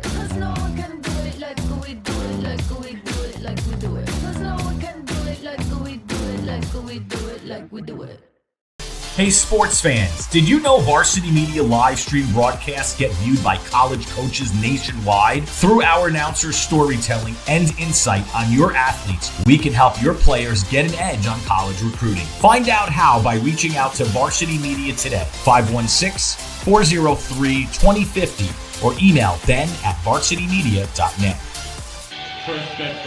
Chris Bedford is the new pitcher for St. Peter's, trying to keep it a 2-2 game as Bedford, great numbers on the year, and what an arm to have out of the bullpen. Yeah, a big righty. Only lost a game on the year, and that was the Iona Prep game, their first loss on the year. And he easily could have won it. I mean, just one kind of meltdown in that game caused all the commotion and the loss. But he's looking to maintain St. Joe's and get St. Peter's back up to bat. So Jack Kehoe stays in the game. He's at first base. Kehoe went the first 4 1/3, gave up 2 runs on 3 hits, 4 walks, and 4 strikeouts. As Travis Greco fouls off the first pitch fastball from Bedford, 0-1. Oh, Bedford's a guy that St. Peter's loves because of his command of the zone. He does a good job with his off-speed pitches, and he had a velo jump as well. Yeah, and he's pitching in his first game since that intersectional championship game, and that was game 2, where he went 3 1/3 innings, and he threw just under 50 pitches and gets the strikeout of Greco, 2 away. But gave up 2 unearned runs, a couple of walks, and 3 strikeouts. And now 2 outs in the 5th inning, and that'll bring up Bryce Musica with the bases empty. And Musica hits it out to Maynolfi, and Maynolfi again makes the catch. So Bedford comes on, gets a strikeout and a pop out. We're through 5, tied at 2 on the Varsity Media Sports Network. Top of the 5th inning, 5 pitches for Bedford. You're watching Varsity Media, New York's high school sports network. The Long Island Fieldhouse is the premier training destination on Long Island, featuring indoor and outdoor facilities that are 15,000 square feet with a multi-purpose field good for all sports. Take your game to the next level, featuring 12 batting cages, 6 pitching mounds, baseball, softball hack machines, featuring the latest tech like Swing Catalyst, Analysis, HitTrax, and Rapsodo Pro. And when you're done in the lab, you can head to the classroom for your studies. Located in Hauppauge, visit lifieldhouse.com for more information.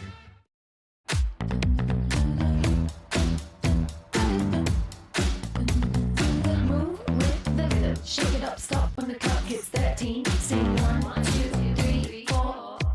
Cause no one can do it like we do it, like we do it, like we do it. Cause no one can do it like we do it, like we do it, like we do it. Cause no one can do it like we do it, like we do it, like we do it. Cause no one can do it like we do it, like we do it, like we do it.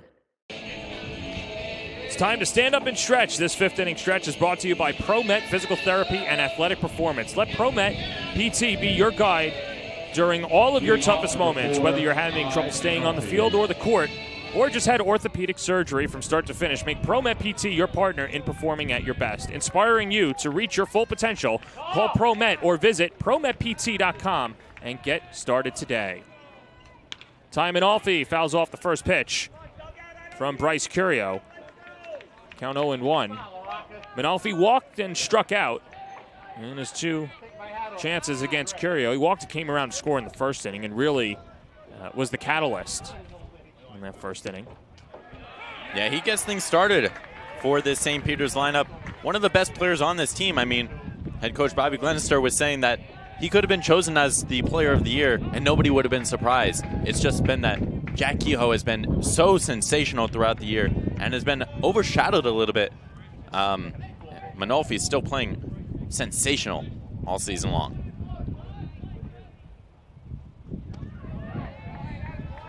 Pitch just a little low.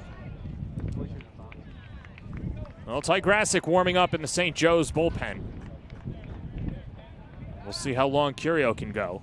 Either way, Kehoe and Curio ineligible for Game 2, should they win.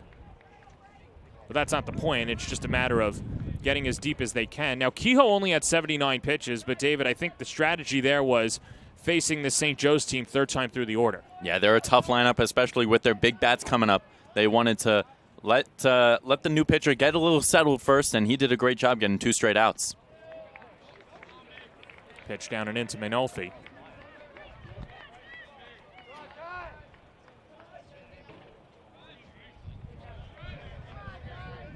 Although it is kind of an experienced pitching staff for St. Peter's, they're still facing completely new players. It's not too often that you take a road trip from Staten Island to Buffalo. These 2 teams playing for the first time and getting used to each other, but almost through 5 here. Well, there are some schools on Staten Island that just don't leave the borough if they don't have to. Of course, St. Anthony's playing in a conference with Iona Prep and Kennedy Catholic, so they're going to have to do that as Manolfi lines it right up the middle for a base hit. And Manolfi, the leadoff single to begin the home half of the 5th. Well, that's how you start things off, and it's one of the best feelings as a baseball player to see a pitch that you line straight up the middle go into center field. It's only the 4th hit of the day for St. Peter's as Paul Naska comes out. Ty Grasick looks like he's warmed up in the bullpen. And so with Mateo Gordon, the number 2 hitter, and Jack Kehoe due up, you've got Gordon the righty, Kehoe the lefty, and they're going to leave the right-hander Curio in to face the right-hander Gordon. Well, this could possibly be a bunt situation for Gordon, try and get Kehoe in a spot with a runner in scoring position, but then again, Manolfi may try and go here. Remember, 45 stolen bases on the season, including 2 today in the 1st inning. Short lead off of first, and Gordon pulls back the bunt. Count 1-0. Gordon walked and singled as Gordon came around to score in the 1st inning.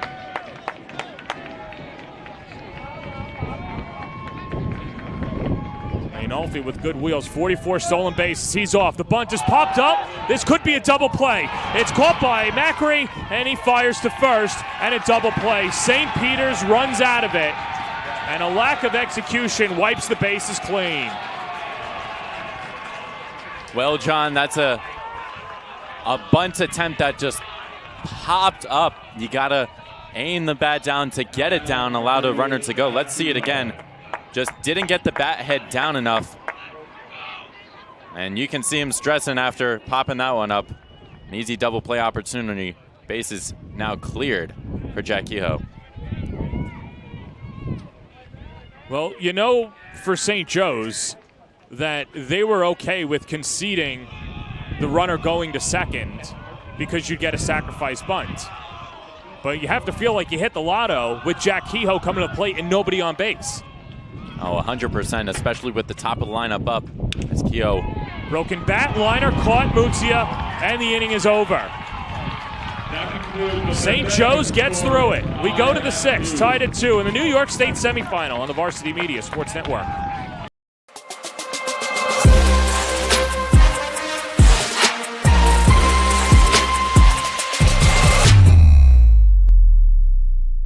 Did you just have the best athletic year of your life, and now you want to show it off to college coaches? Well, let Varsity Media help you. Varsity Media's college recruiting videos show off your unique skills to help you land a spot on the team of your dream school. We'll provide music, spot shadow effects, and a link to send to your next coach. Contact us today for more information. Don't rely on word of mouth or cold emails. Let Varsity Media help you take your game to the next level. Varsity Media offers live streaming services for any sport. With human beings behind the camera, you can expect the proper coverage angles during each game. We offer customizable options such as live scoreboard, multiple cameras, instant replay, graphics, and even announcers. Find out how you can save $100 off a live stream package with Varsity Media by calling 516-403-2050 or email ben@varsitymedia.net. Welcome back to Jack Kaiser Stadium as we go to the top of the 6th inning, tied at 2 in the New York State semifinal. St. Peter's and St. Joe's, and now you see the BQ champions and the Archbishop Malloy Stanners. They will be playing the winner of this game. Already lost to St. Peter's in the intersectional, but looking to change it in the States as well. As now you see Paul DeSorno is assistant coach over there, as well as Stephanie Staiano, Mike Kondo here as well, as they're ready to go and making the trek all the way from Briarwood, just 2 miles away. Before we start the 6th inning, a little shout out to the Snug Harbor Little League team that is watching today at their annual barbecue. Local Little League in the North Shore of Staten Island. Many St. Peter's players have come through that program, and Anthony Vivaro, who we mentioned earlier, was the president there. So we mentioned, you know, how tight-knit the community is over there. Anthony Vivaro, of course, the president. Frank Siller, the chairman for Tunnel to Towers, was a Snug Harbor product. And, of course, the principal, Mike Constantinos, his daughters play for Snug. So, and then Shane DeCristofaro, son of the great Mark DeCristofaro, also there as well. And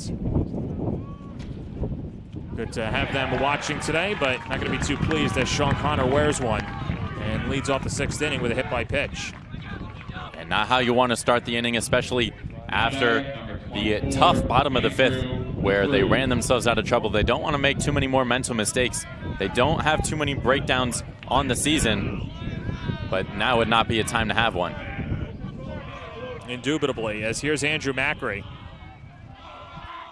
Macri 0 for 2 on the day, a strikeout and a flyout. Showing bunt as Levine comes squaring in, and the pitch is jammed foul. Well, showing bunt has been dangerous so far, as we saw in the bottom of the 6th. Ty Manolfi, who was on first, had the bag easily, but a popped-up bunt by Mateo Gordon allowed a double play, and then Jack Kehoe got a good rip on the next pitch, but broke his bat in the process and lined out to end the inning. And that's a tough one to swallow for St. Peter's. You have the top of the lineup up, your leadoff man gets on, and then you run yourselves out of into trouble. That could have been a good chance for the Eagles. It's an old saying, baseball's a game of inches. I think I just blended two movies there, but you get the point.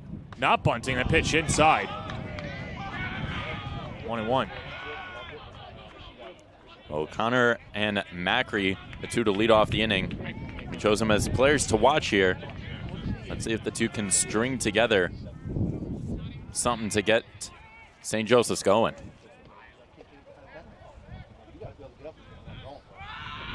Runner goes, bunt is off, pitch is inside. The throw from Grimaldi, tag, Villalona, got him. Huge caught stealing as Grimaldi nabs Connor for a king-sized out number 1. Well, John, that was just all Grimaldi's strong arm there. Got it, good transition, got it over to second quickly, and a great tag by the arguably best hands in New York City, Villalona. Curveball hits the inside corner. So the count 2-2. Well, both teams have been running themselves out of innings so far.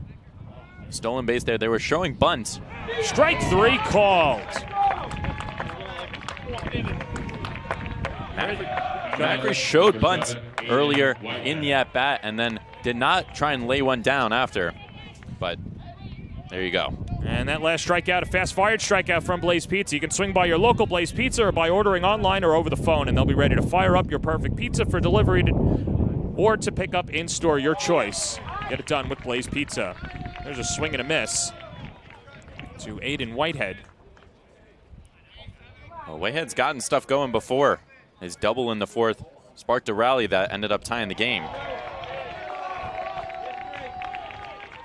Yeah, and talk about a game of inches. Eddie Rethorn tracked it all the way down in the corner. It was a tough play to make, but if he makes that catch, maybe that quells the rally or it doesn't even start. Swing and a miss. He struck him out. 2 strikeouts in the inning. It's game on. We go to the bottom of the 6th, tied at 2 in the New York State semifinal on the Varsity Media Sports Network. Pitches in the inning for a total of 16 on the game. You're watching the Varsity Media Sports Network, the home for New York high school sports. Mayhem Baseball, we're based out of Merrick, New York. We have over 225 boys and girls in our organization across 19 teams. At Mayhem Baseball, we take our players' games to the next level, and they develop skills that they'll carry with them for the rest of their lives.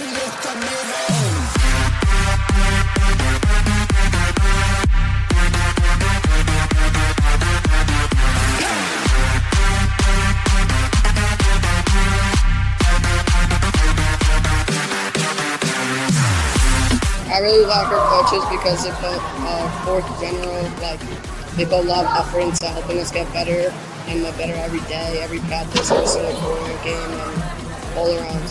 I worked on getting more power behind my swing.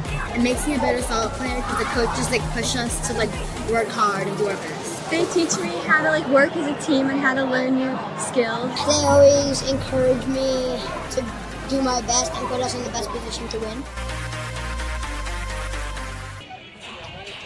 Okay, back to Jack Kaiser Stadium. We're tied at 2. St. Joe's and St. Peter's. The winner plays Archbishop Malloy.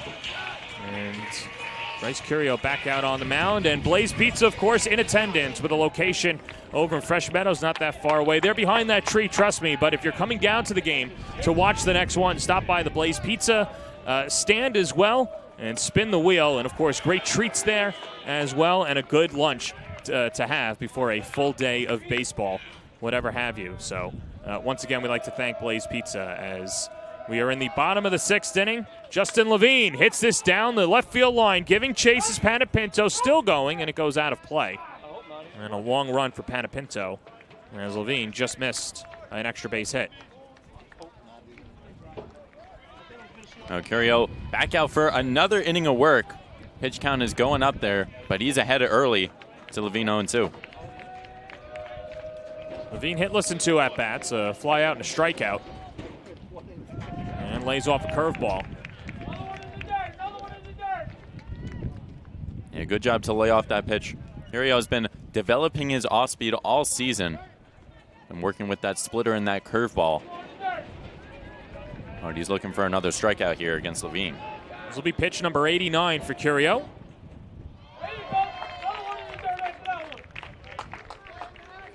The pitch limit down here is 105, and those are the rules that are going to be set for the semifinals and final, which is really interesting because in Section 8, the limit is 125. Well, I don't know too many pitchers who want to go out there and shove 125, but in a game like today where everything is out there on the line, I can imagine a ton of different pitchers wanting to give it their absolute all. Well, since that Jack Keogh 2 RBI triple, just 3 hits for St. Peter's. As it pops out of the glove of Sean Connor, picks it up. Now it's to fire across the diamond. And a collision between Mutsika and Levine.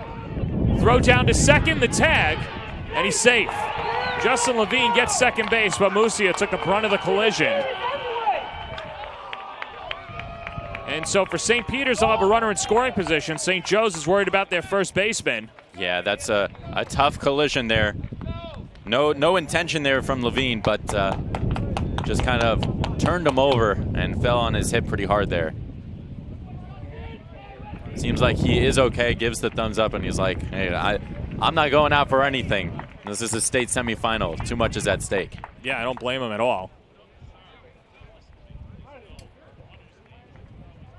But a risky move from Justin Levine to go over to second there.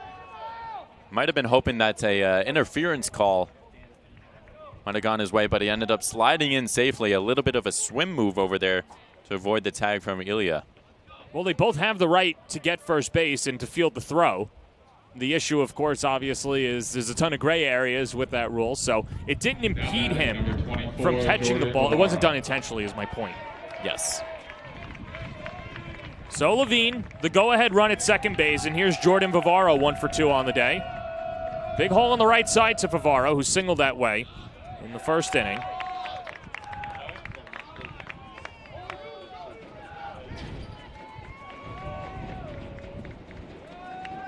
See how much further Curio goes. And the pitch, fouled off. A nice catch by the fans right in front of us.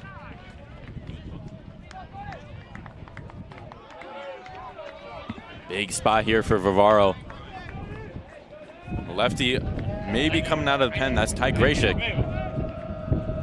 Curio still going out there. And that pitch just misses.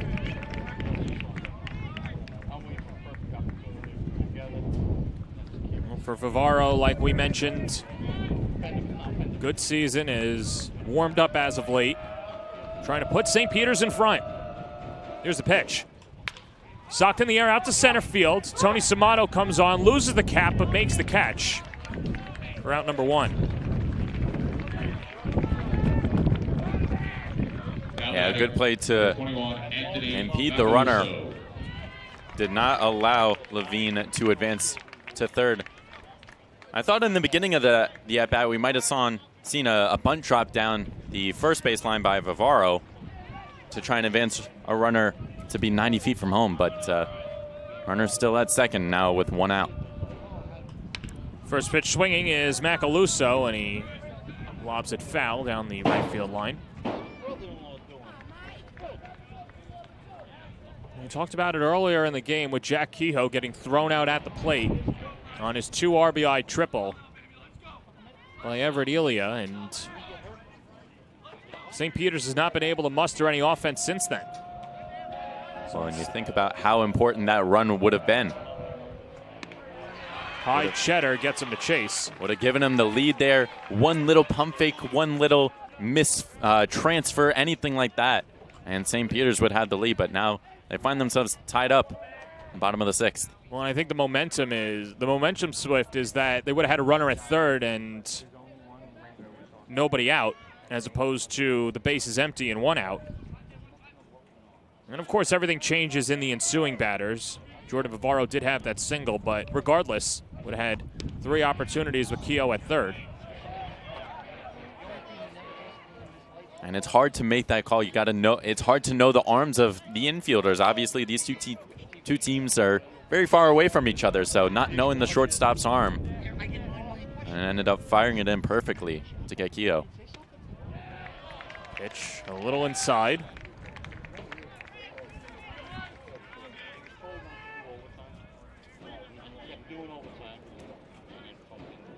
Macaluso a walk and a strikeout looking against Bryce Curio. She's looking to empty the tank and get through 6. Pitch. Poke foul.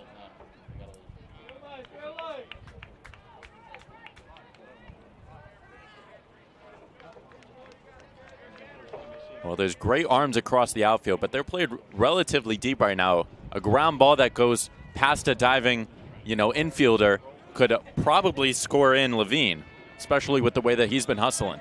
Paul Nasca told us that Travis Greco's got the best arm. He's out in right. Runner goes. Good jump. The pitch just missed outside. And Levine takes the bag. And now the go-ahead run 90 feet away for the Eagles. Well, the third baseman has been working out as much as he could. I mean, stealing that base is huge, and it completely changes the game for St. Peter's. Infield drawn in. Here's the pitch. That's high, ball 4. And I think now is the time where they're going to pull the plug on Curio.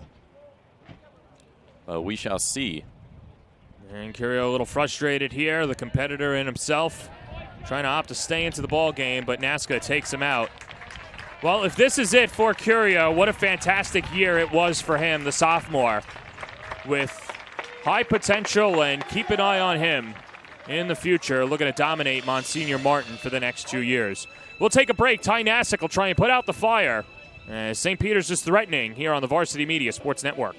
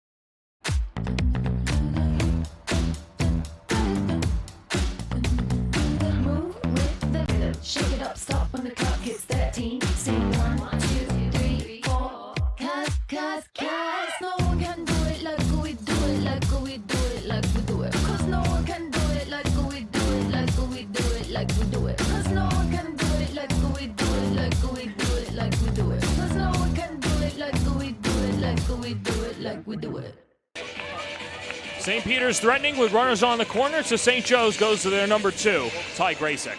Yeah, Graysick, a fastball change slider guy. You see the numbers there, 4-2 on the year, a sub-1 ERA. He's kind of uses his secondaries a lot, and he's good at controlling the run. And with runners on the corners right now, that's going to be huge for St. Joseph's in this tie ball game. This inning started with an E5 by Sean Connor. Thought that he had caught the line drive by Justin Levine. It popped out of his glove, and then the late throw over to first. As he airmailed it, a collision between Bryce Musica and Levine allowed the ball to go up the right field line. Levine then took second and then took third on the stolen base. And then a one-out walk to Anthony Macaluso puts runners on the corners for Vincent Grimaldi with an opportunity to set up a rematch against Archbishop Malloy, looking to win the city and state championship against the Stanners. But he's going to have his work cut out for him against Ty Graysick, who has been fantastic this year and dominant. You saw the numbers before. And the ERAs are what always stick out to me. 0.98, but of course he is a starter, so not used to coming out of the bullpen. So a little new challenge for him as the infield drawn in for St. Joe's.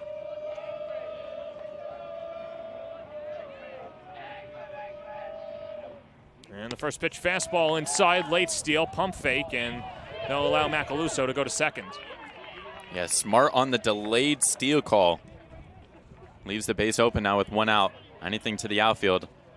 It would be close at home, but we'll see. There's no flag here at Jack Kaiser Stadium, but the wind blowing in from left. The Wood Bat League. And pitch high, so my point is not a lot of power.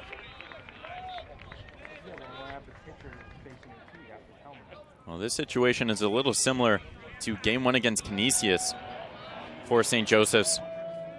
Uriel went 6 innings in that one's with 5 hit balls, striking out 10, and then Ty came in right after that. And that pitch misses down and in. Graysick came in and recorded the final 3 outs for the save. This time looking for 4 outs, but it's still a tie ball game.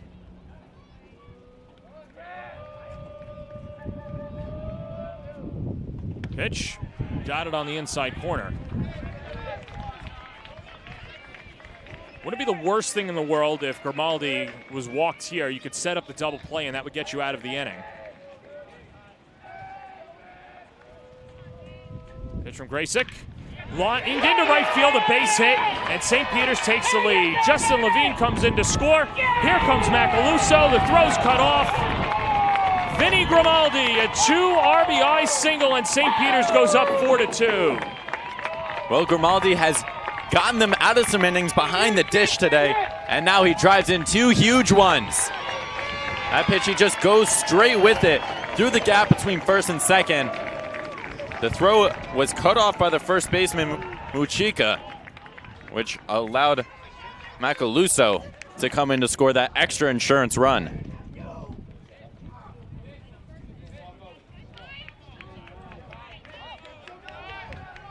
Courtesy runner after Grimaldi gets the hit is Marco Arruda. Good speed on the base paths for St. Peter's, who last year in this game against Holy Trinity gave up an RBI single to Sebastian Velasquez as they lost to Holy Trinity in the state semifinals. Now they find themselves in front and 3 outs away from setting up a rematch with Malloy. And the pickoff throw over. Graysick, a good pickoff move. Trying to control that run game, as we mentioned. Now he doesn't have a runner behind his back, though. Pitch is high. And so that closes the book on Bryce Curio. He went 5 1/3. Gave up 4 runs on 4 hits, all of them earned. 4 walks, 6 strikeouts. And standing on the short side as Chris Villalona takes a strike. Well, St. Joe's may be pinching themselves right now and not walking Grimaldi. Ended up driving in those 2 runs. There was a base open, and Villalona is a 194 hitter behind him. And you had Villalona and Eddie Redthorn. Redthorn hitless as well as Villalona. Villalona was hit by a pitch his last time up, reached first. And you can see the frustration for Graysick. The other hard part of this year, too, is that pitchers are thrown into unfamiliar spots. Graysick probably has a routine for starting as that pitch misses inside. Yeah, he spent a lot of time in the bullpen kind of warming himself up. He was throwing in the first inning, you know, after the trouble that Curio was having on the mound, and had to stay warm throughout the game. Runner goes, swing and a miss, throw down to second, and he's going to be out anyway. Obstruction called at the plate. And so that should be 3 outs, and that does it, and that stops the bleeding. But St. Peter's 3 outs away from the New York State Final. We'll have the conclusion. 7th inning coming up next on the Varsity Media Sports Network. You're watching the Varsity Media Sports Network, the home for New York high school sports. Hey sports fans, did you know Varsity Media live stream broadcasts get viewed by college coaches nationwide? Through our announcers' storytelling and insight on your athletes, we can help your players get an edge on college recruiting. Find out how by reaching out to Varsity Media today, 516-403-2050, or email ben@varsitymedia.net. Did you just have the best athletic year of your life? And now you want to show it off to college coaches? Well, let Varsity Media help you. Varsity Media's college recruiting videos show off your unique skills to help you land a spot on the team of your dream school. We'll provide music, spot shadow effects, and a link to send to your next coach. Contact us today for more information. Don't rely on word of mouth or cold emails. Let Varsity Media help you take your game to the next level. Go to the 7th inning, and the 7th inning is brought to you by ProMed Physical Therapy, who remind you to make sure that you warm up properly and work on your core stability before you step onto the field. And if you're unable to get onto the field of course this summer with pain or injury, let ProMed Physical Therapy be your rehab performance guide. With 3 convenient locations in Manhasset, Glendale, and Briarwood, Queens, just steps from Archbishop Malloy, ProMed PT and the experts are the experts in physical therapy and athletic performance. Are you ready for the ultimate PT and athletic performance experience? ProMed Physical Therapy and Performance Therapy is built for athletes. 718-880-2385. He's David Horn. I'm John Perez, and that is Chris Bedford on the mound trying to get the final 3 outs against St. Joe's. They trailed 8-3 in the Georgetown Cup final. They only trail by 2, and they're going to go up against the Hofstra Pride commit. Perhaps a miracle at Jack Kaiser Stadium. Here, David Horn, as Giorgio Panapinto will lead things off. Well, if any team were to do it, it would be them. If they were to get another one, we might have to call them miracle workers. Yeah, just anoint them on the spot. The St. Thomas Church is right down the road. And pitch upstairs. Down 2-0. Panapinto a pop out and then walked and came around to score in the 4th inning. And skies this one foul, left side. Down 2-1. 6, 7, 8 due up for St. Joe's this inning. Panapinto, Dominic Floquer, as well as Everett Elia, this portion of the lineup, doing the damage offensively for St. Joe's. And that's inside, it hit him. And the leadoff man's aboard, and that'll get the tying run to the plate. Well, when they walked it off last time, they got their first runner on, and that's sometimes all it takes. You just need a little bit of momentum going in your way, just a little bit. And a hit by pitch is exactly how you want to start off the top of the 7th. So Glenister goes out there. Glenister in his 7th season. He's already taken this program to heights that they haven't gone before. Those final 3 outs, always the toughest. And trusting Chris Bedford to do so.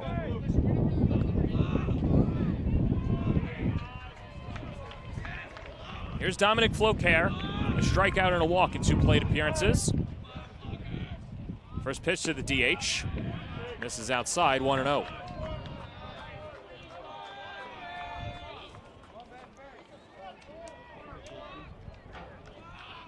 Floquer's got some pop. 2 extra base hits, 13 RBIs. Pitch misses outside, 2-0. Yeah, at this point, you just got to pound the zone. Have faith in your defense that you can get the job done. You don't want to allow any free bases, any more free bases via hit by pitches or walks. Curveball in there for a strike, and sometimes if your fastball's not working, good thing you've got those reliable off-speed pitches, and that's what Chris Bedford has. Yeah, and he's very good at controlling those off-speed pitches, so he knows that he can go for it for a strike when he needs to. Back-to-back strikes on 2 consecutive curveballs. Dotted the inside corner that time. Great pitch, and I like the approach to go out and get him. Third baseman Levine even with the bag. Infield set up for the double play, and time called at the plate.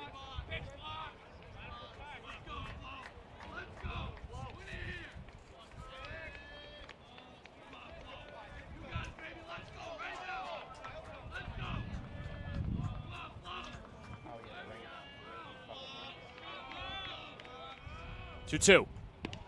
Fastball just missed. And the count is full. Oh, a 50-50 pitch that you desperately wanted, but could not get. So he'll go at it once again. Panapinto, the runner at first. 3-2 to Dominic Floquer. Bedford gets the sign, checks the runner, now comes home with a payoff pitch, and it's downstairs, ball 4. Oh, that is another close 50-50 call that does not go the Hofstra commit's way. So his buddy Jack Kehoe is going to come out and talk to him as Everett Ilya, shortstop, steps in. Well, Ilya had the big blow last time. And so a pinch runner now at first base is Philip Onovello. There he is wearing number 3, the speedster.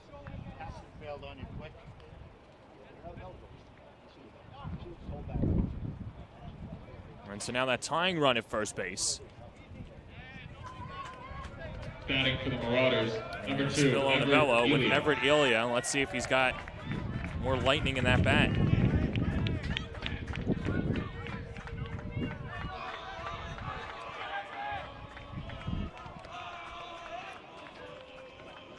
First baseman Jack Keogh pinching all the way in, expecting a bunt, and there it is, and he hit him. And the bases are loaded. 2 plunkings in the 7th. And the bases are full of Marauders, and that'll bring up Tino Samato. Wow, John. You didn't want to allow any free bases. No hits so far in the inning. And now bases loaded, still with nobody out. This is going to be a jam that St. Peter's is going to have to get out of if they want to continue their season. George Coons comes on to run at first as Nasca trying to get all of his wheels on the base paths. Nobody out and the bases are loaded. Tino Samato's 0 for 2 on the day. And a fastball on the inside corner, 0-1. Well, in game 2 in the Miracle against Canisius, he did have a hit, a run scored, and an RBI. Pitch. 0-2. Been a lot of close calls this inning at the dish. A lot of pitches that could go either way. Bedford ahead in the count, 0-2. Needs a strikeout. Pitch. Got it. King size first out as Bedford paints the corner. And there's one away. Yeah, that's huge for Bedford. You needed to get the 9 batter and give yourself an out. There's still a force out anywhere. Let's see it again. Fastball just upstairs and paints the outside corner. Perfect spot. And that brings up the top of the order with Travis Greco. Greco 0 for 2 with a walk and a strikeout today. First pitch curveball, wave and a miss, 0-1. Good snap on that. Kind of got it downstairs enough so Greco swung over it. A ground ball here would be huge. Corners not playing too far in. Well, a double play would end it and set up a rematch between St. Peter's and Malloy. Here's the pitch. And it's lined just foul down the third base line. That had trouble written all over it. And Greco that close to putting his team in front. Everybody holding their breath on their feet, and when that ball fell foul, you can hear the sigh. Got a good piece on it and just barely on the left of the line. Bedford gets a sign that he wants. 0-2 to Greco. Curveball in there. Strike 3 called. Oh, that is nasty stuff. Number 27, Bryce. Beautiful curveball to get back-to-back strikeouts, bases loaded, trying to get himself out of a jam. Tight grip on it, just barely catches the corner for strike number 3. Bryce Musica, the last hope for St. Joe's. Bedford trying to get his team to the States. The pitch. And foul tips the first pitch. Count 0-1. Musica 0 for 2 on the day with a walk. This is a St. Joe's team that had the miracle in Magalie and now trying to extend their season. But St. Peter's trying to get to the New York State Final. Best year in program history for St. Peter's. And now they're a strike away. 30 wins coming into today and a 19-game winning streak. Archdiocesan champions as well as intersectional champions and looking to be state champions.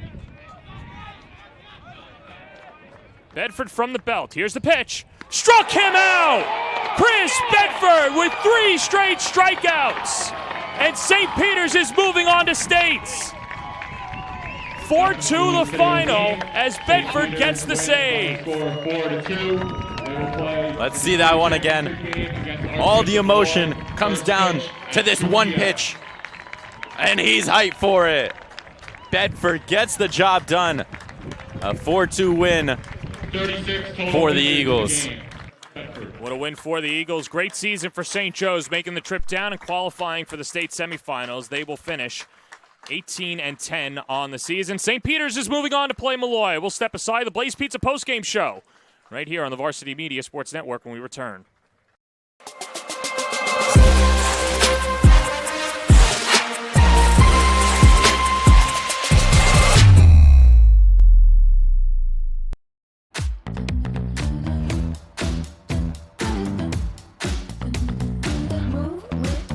Shake it up, stop when the clock hits 13. Sing 1, 2, 3, 4. Cause no one can do it like we do it, like we do it, like we do it. Cause no one can do it like we do it, like we do it, like we do it. Cause no one can do it like we do it, like we do it, like we do it. Cause no one can do it like we do it, like we do it, like we do it. Hey sports fans, did you know Varsity Media live stream broadcasts get viewed by college coaches nationwide? Through our announcers' storytelling and insight on your athletes, we can help your players get an edge on college recruiting. Find out how by reaching out to Varsity Media today, 516-403-2050, or email ben@varsitymedia.net. Did you just have the best athletic year of your life? And now you want to show it off to college coaches? Well, let Varsity Media help you. Varsity Media's college recruiting videos show off your unique skills to help you land a spot on the team of your dream school. We'll provide music, spot shadow effects, and a link to send to your next coach. Contact us today for more information. Don't rely on word of mouth or cold emails. Let Varsity Media help you take your game to the next level.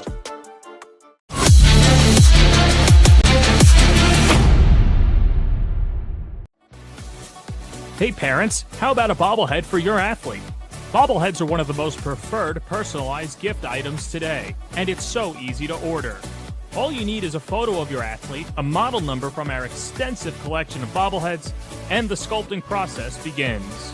2 proofs are sent for your approval, and once it's approved, in a few weeks, your bobblehead is on the way. It's that simple. Order your bobblehead today by logging into varsitymediapass.com and click catalogs, or call 516-403-2050. Varsity Media offers live streaming services for any sport. With human beings behind the camera, you can expect the proper coverage angles during each game. We offer customizable options such as live scoreboard, multiple cameras, instant replay, graphics, and even announcers. Find out how you can save $100 off a live stream package with Varsity Media by calling 516-403-2050 or email ben@varsitymedia.net. High school sports fans, are you following Varsity Media on our YouTube channel? For the best coverage of New York high school sports, make sure you head to youtube.com/varsitymedia. 3 easy steps. First, hit that like button, and then be sure to subscribe. And finally, tap that yellow bell to be notified of all of our upcoming sportscasts. Thank you for following Varsity Media on YouTube. Varsity Media is offering a video folder that you can customize to meet your needs. A photo of your athlete can be elegantly placed in the front panel. Essential statistics with a biography can be printed on the inside panel, and videos can be downloaded and viewed on an LCD screen for as long as 2 hours. The attractive video folder can be placed on a coffee table and instantly becomes a conversation starter. Order your video folder today by logging into varsitymediapass.com and click catalogs, or give us a call at 516-403-2050.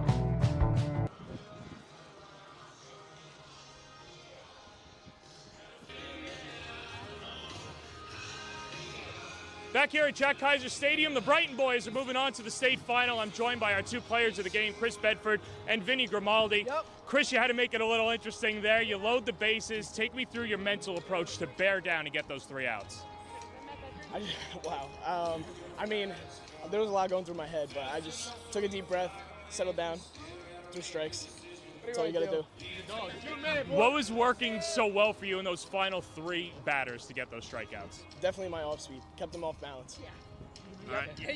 And how about Vinny G over here behind the plate and, of course, at the plate? Best catcher on the island. Best catcher in the state. All right, so we go to the best catcher in the state. Two good pitchers out there today. When they're in control, how much does that make the job easier for you and the rest of the offense? Man, it feels like the game's flying when your pitchers have this stuff out there on the mound. It's great. And I got to ask you about the hit late inning. Take me through that approach. 3-1 count. What else is he throwing? He's not throwing me off speed. It's set fastball. Single through the right side. All right, so you guys are taking on Malloy again, obviously, but because of this win, Staten Island is going to get Blaze Pizza and, of course, St. Peter's. The Brighton boys are very excited here today as well. So we'll let you guys go celebrate and get you ready. Next pitch coming up at 2 o'clock right here on the Varsity Media Sports Network.